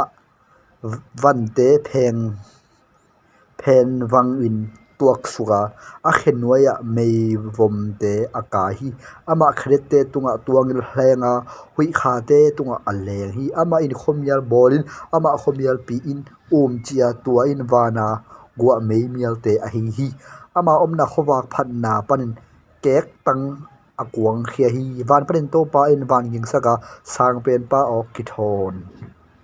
hi ama in thau dang te ka ba gal te ki the thang hi kek tangte in kaba atai kek uhi to pa in taya anak wang parin phida tuipi kwamte ki phola kin leitung burpi de akido hi asang na pan hutuak sukin ke hong zama tui thuk parin ke hong kai hi awang le ka gal pa le ke ading in hal lo ka gal te parin ke hong gu hu khia hi ka to sian ni in ke hong mai to wa a hi hang in to pa in ke hong pan pi hi mun tan jaw khada ke hong po hi a amma ka tunga hlum kim a hi mani ke hong hu khia hi ka ka thuma na to ki ju in to pan ke hong thuga ka khut sian thona to ki ju in pa tang na man hong pia hi a hang in to pa lam pi ka zu ya ka pasien pial sarin gin lo na ka sem ke hi a thu kham te kamaya om kima ama thukip te parin ka pial ke hi amaya bawa na kanei ke ya mo na ka bol ke hi to pa in ka thuma na to ki jui le ama mu na ka sian thona to ki ju in pa tak man hong pia hi amon hoi te tunga namuan huai na na laka akok bang lo te tunga na kok bang lo na lak in a siang tho te tunga na sian tho na na laka a hi hangin athu koi te tunga na khel te na na lak di hi akiniam khet te na hon hi a akibasak mithat te a hi le niam khet ding in na en gi ge hi to pa o nang ka mei bak na hi to pa in ka khom yel khobak aswak sa hi na hu na hang in gal do in ka kuan khe the hi ka pasien to ka kan thei be hi pasien ading in ama lampi hoi kima to pa kamalin mel hem na anei ke hi ama sunga bu te khem to ading in to pa lum a hi hangin to pa lo ngal pasien nang ko a hiya peite pasien lo ngal suang pi dang ko a hiya thahan na hong buan na kalham pi a hoi kim sak pasien a hi ama in ka khete sajuk khe bang saka asan na tunga ke hong ding sa hi aman ka khut te ngal sim na ding sina ka ban te in shum ngau thal peu a ke zo hi ka gwal zo na lum ke nong pi a nalian sak na in nong kun su hi kamin sian lo kamin sian mit ka sian mit akiloi lo na ding in kanwaya lampi na zai sakhi ka galte nung dalin ka hi zana akisiat matengun ka kile ki ke hi amaute ka hi zan kyu kwa a tho thei non ke uhi amaute ka khenwaya apu ui gal sim ding in than na nungwana ka galte kap khephunga na bok sakhi ka ngalte hlawin na le tai saka ka galte ka susia hi amaute in hu ding nge na pi a hon ning kwa ma a om ke hi topa ko uwa amal adong ke hi amaute leitunga leibui bangin ka sat ne na kongjinga buan noi bangin sik zanin katuan chil hi kamite hongsim na parin nong hukhia midam te lutang ding in ke nong kem bit hi ka thei do mi te kana asemwa gamdang mi te en ka thu azak pherun kiniam khiarin hong pai uwa ka thu amang uhi amaute lunglel khinwa akul piwa kipan ling komin hong pai uhi topa nung ta hi kasuang pi ki phat hen pasian to suang pi ka hon pa ki toy sang hen ama ka pu hong lak sak pa pasian hiya minamte hong noi sia sak pa hi in kagalte pan hong kha khe pa a hi kagalte tunglama ke nong toy sanga mingong ta te panin ke nong hukhia hi to a hi changin to pa o minamte laga nang kong phat di hi nabin phat na la ka sadi hi ama kumpi pa gol zo na lian pi pia a ama sathau del pa david le ama so te tunga abe yelo migit na alakhi achi hi david kam nu nung te hi de in david kam nu nung te a hi yesi ta pa david thu suak sang pen pa toy sang mi pa thu suak ya ko pasien sathau nel pa israel lap sapa la te to pa ha ke tung to na pa wa akam mal te kal le ya a om hi isel pasien pa wa israel suang pi in ke tunga mi khalin mi te tunga thuma na to au chiang in ama in pasien ki ta na to au chiang in ama mei kai lo ni jingsang sing ni suak tu khowak to ki bangin gua zuk hit chianga lei pal lo pa asel khe sak to ki bang hi kain kwan pasien to ki zop na man hilo a hi hiam ama in ke to ton dong tu khun bo khina a khen ki min kip sak hilo a hi hiam ka hot hian na nga so alowin kai khem pe hong pia lowin om ding hiam a hi hangin migilo te a hi le khut in ki khom lowa ki hem khial ling te to ki bang hi ling kung along pe ma in sik na chat khat a hi ke te pi tong lam jang u hi amau te a om nau a ki hal tum hi David mita hate hite David mita hate a hi te ko mi Joseph pesiba thumte au pa ama in mi ja giat langa te pi liga kido khadin athat hin hi ama zoma ahdu le dodol tapa eliza a hi ama in mi tha ha thumte laga khat hiya pas dam official te ngal sim de ki khom amau te in to uwa ama in David to om khom to chen israel te nung ki kuwa a hi hangin ama adin na muna ding kibin a khut a kham dong le nam sao le a khut akimat chip dong in fil sia te asat a hi tuanin to pan go na len pi atum saki eliza ke nga kap honte akile ki gu hang misi te ban khom ding bek a hi aba zo ba hazal te aji tapa sama a hi hiong be adim na lo pang khada Felicia te akikai khop na panin Israel nga kap te atai ke ku hi a hi hangin lo lai jang taka samma apahi ama in nang ten tana Philistia te sat tukin to ba in golwan halen pi apia hi ala hunin ukpi som thum lakpan thum te adulam suang hom a David kianga pai sukwa to hul lai takin Philistia te hon khadin rephem ko ba ya pol asa ui to hunin ku sunga David ma Philistia te khoching te Bethlehem au mhi Davidin tui dua Bethlehem kong pingeya tui khoga tui mi khanin hongsu ale usimo achi tua chang in mita ha thum te in Philistia te galpan na phulet in Bethlehem kong pingeya tui khoga tui ba toy uwa David apo ko hi ai hangin ama adon wam ke adon tangin to pa maya asungi ama in to pa hi tui kadon to ba ke di hi adun ta na khama pai decision hi mo ko hiya achi to ya David adon ke hi bitha tumte ha je hi chi a hi jira to pa job sangam pa abisai thumte upa hi ama in mi ja thumte atei pi indo a zo a hi manin mi thumte za in amin thangi mi thumte sangin ki pa toy zo hilo hiam amaute laga aki hel kha lo hangin amaute upa aswahi kanjel pan jehodal tapa benia galdo shema ma a atuam PNPP asem hi ama in mopte mi hoi pen te ni athat hi fuken ni khanin zong lei hom khada paisu ka hu pe kai khat athat hi Egypt te mi thalian ma khat athat hi Egypt pa te pi toy na pi benia in khet bu khat toin akwan hi Egypt pa khut pan ate pi bo khiat saka ama te pi main ale thahi jehodo da ba benia tha hat na hi chibang hi ha ama asong mit ha thum te za main amin thangi ama som thum te khem pe sangin ki pa toy zo na pi thum te laga aki hel ke hi tua hiya David ama aching te upai akoi hi som thum te laga ki hel te job sangam pa asahel Bethlehem pan dodo tapa etnam harat te sama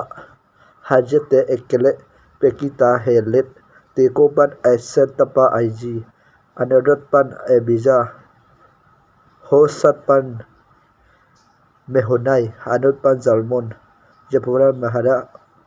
de tapa mania tapa kere benjamin de gele pan jerai tapa etai petadol tapa benia gas kwam pi te pan hedai arate abidai bathum te azbet sabon pan elizabeth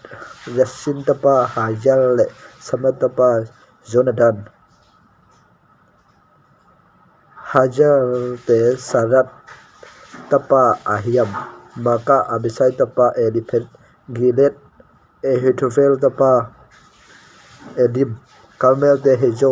Arab Petai Jobar par Hagai tapa Natan tapa Aijar Amon te Zelak Zeret tapa Zup ngal hiam papa Beret te Naharai Ete pan Aiza Irit pan Geret le hit te Uja Abek pil som tum le sagi ahi hi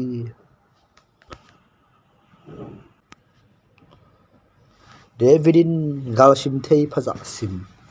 Israel tunga khat be to pa he ki ga amau te langa David han thoin pa illa Israel te le juda aphaja simin achi hi tochai kumpi pain job le ama ompi nga ka mangteng tunga dan panin besiba do Israel be om na khem pe chik suk illa gal sim thei phaja ka thei na ding vachiam te un achi hi ahi hangin jobin kumpi pa kenga to pa na pasin gal kap te aza khadin khang sakta hen ka to kumpi pa midin muta hen ahi hang ka to kumpi pa in bang dinga hi bang na sem nom se se yam chi na dong ki hi ahi jobin kumpi pa thunge na sain job le nga ka mang te thu so a Israel ngal sim thei te aphaja sim dingin kumpi pa om na pan akwan hia uhi about the Jordan gal ka in kuampi sunga khopi hleitolama erel kenga gia ku hi to jiang in gat kantanin zazil dong apai suwa ku hi amaute gile apai in zatim hadet koala apai uwa dan jana tungin sedol lama akol pai hui to jiang amaute in teji ku pil lam le hit te kanan te khopi khem pe wa apai uhi anung pe na suda neret a besiba apai suwa gambu pi apai kim khiru jiang in khakole ni somni abe chiang in Jerusalem ma atung ki hi jobin kumpi pa tunga gargap te apha za saka Israel sunga miching tak nam saw toy thei tu zakhat phain juda sunga tu janget phan juda sunga tu zanga apha hi Davidin ngal sim thei mi te asim hi chiang in ki suang ma ama in to pa kenga ka hi na sa ka khial ma mai to pa tu in nan se ba kham na nongmai sak na ding kong thu mi a hei wai na khat ka sem khili achi hi ajing chang jing sang David atho mai David thu pa gat tunga to pa thu tunga David kenga pa illa hi in to pa get a hi na te ling thum kong pia hi nang tunga kong tum sak ding khat te rin chi in achi hi to hiya David kenga gat pa ya nagam sunga kum thum sung kelpi tung zo ding hiam nagal ten hong det lin amau te mai akha thum sung tai zo ding na hiam ni thum sung nanga ma pur pi tung zo ding hiam to hi tu in ngai subilla hong sol pa kadon na ding khen sadin achi hi David in gat kenga kalung dong ma ma hi amma lain na dian ma ma hi manin mi hing sunga tung loin to pa khu sunga tung zo ni achi hi to changin to pa to ni jing sanga ki pan hun chiang tan ni achin dong pu bi tung saka dan pan be siba dong mi hing tul som sagi asi hi ban so tak in Jerusalem su se ding in akhut azam chiang in tua sian na hang in to pa da mi te agim sak ban so tak te kenga phazo na do na khut dok ti in achi hi tua chiang in jimbas te arana anchil na to ba ban so tak au mi David in mi te asa tu ban so tak amu chiang in to pa kenga akhial mo na bo pa ki ka hi hi te tu hi lo a hi ya amau te bang hi u a hi yam ke le ka in kon pi te tunga na khut tu sak zoin achi hi biak na taw do tuani in David kenga gat pai to wa gat pai to will la jiba te adura anchil namra to pa di biak na taw khat to in achi hi to chiang in gat tung to na to pa do pe bangin David apai to hi aduna in le et kumpi pal ami te ama lamma no pai amu hi ama puswaga amai tang leilam gadin kumpi pa maya akul suhi aduna in bahangin nan sem pa kenga kato pa kumpi pa hong pai na hiam achi hi David in mi te tunga pulpi abai na dingin to pa tunga biak na taw khat kado thai na dingin nan chil na mun hong leiding ka hi chin ado hi arona in David kenga kato kumpi pa in nalung kim bangin lai la pia in tua la ya mi ha biang na ding in bong tal te oma hilaya asing ding in anjil na van te bong tal hakul te aum hi kumpi pa o aduna in hi te khem pe kumpi pa kong pia hi to pa na pasin na hong sang ta hen zong a chila hi a hi hangin kumpi pa in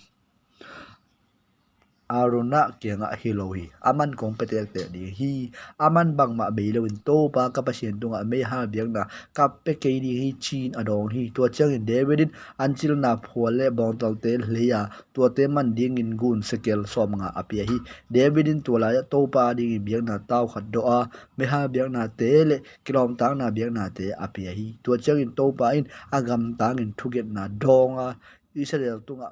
tungpul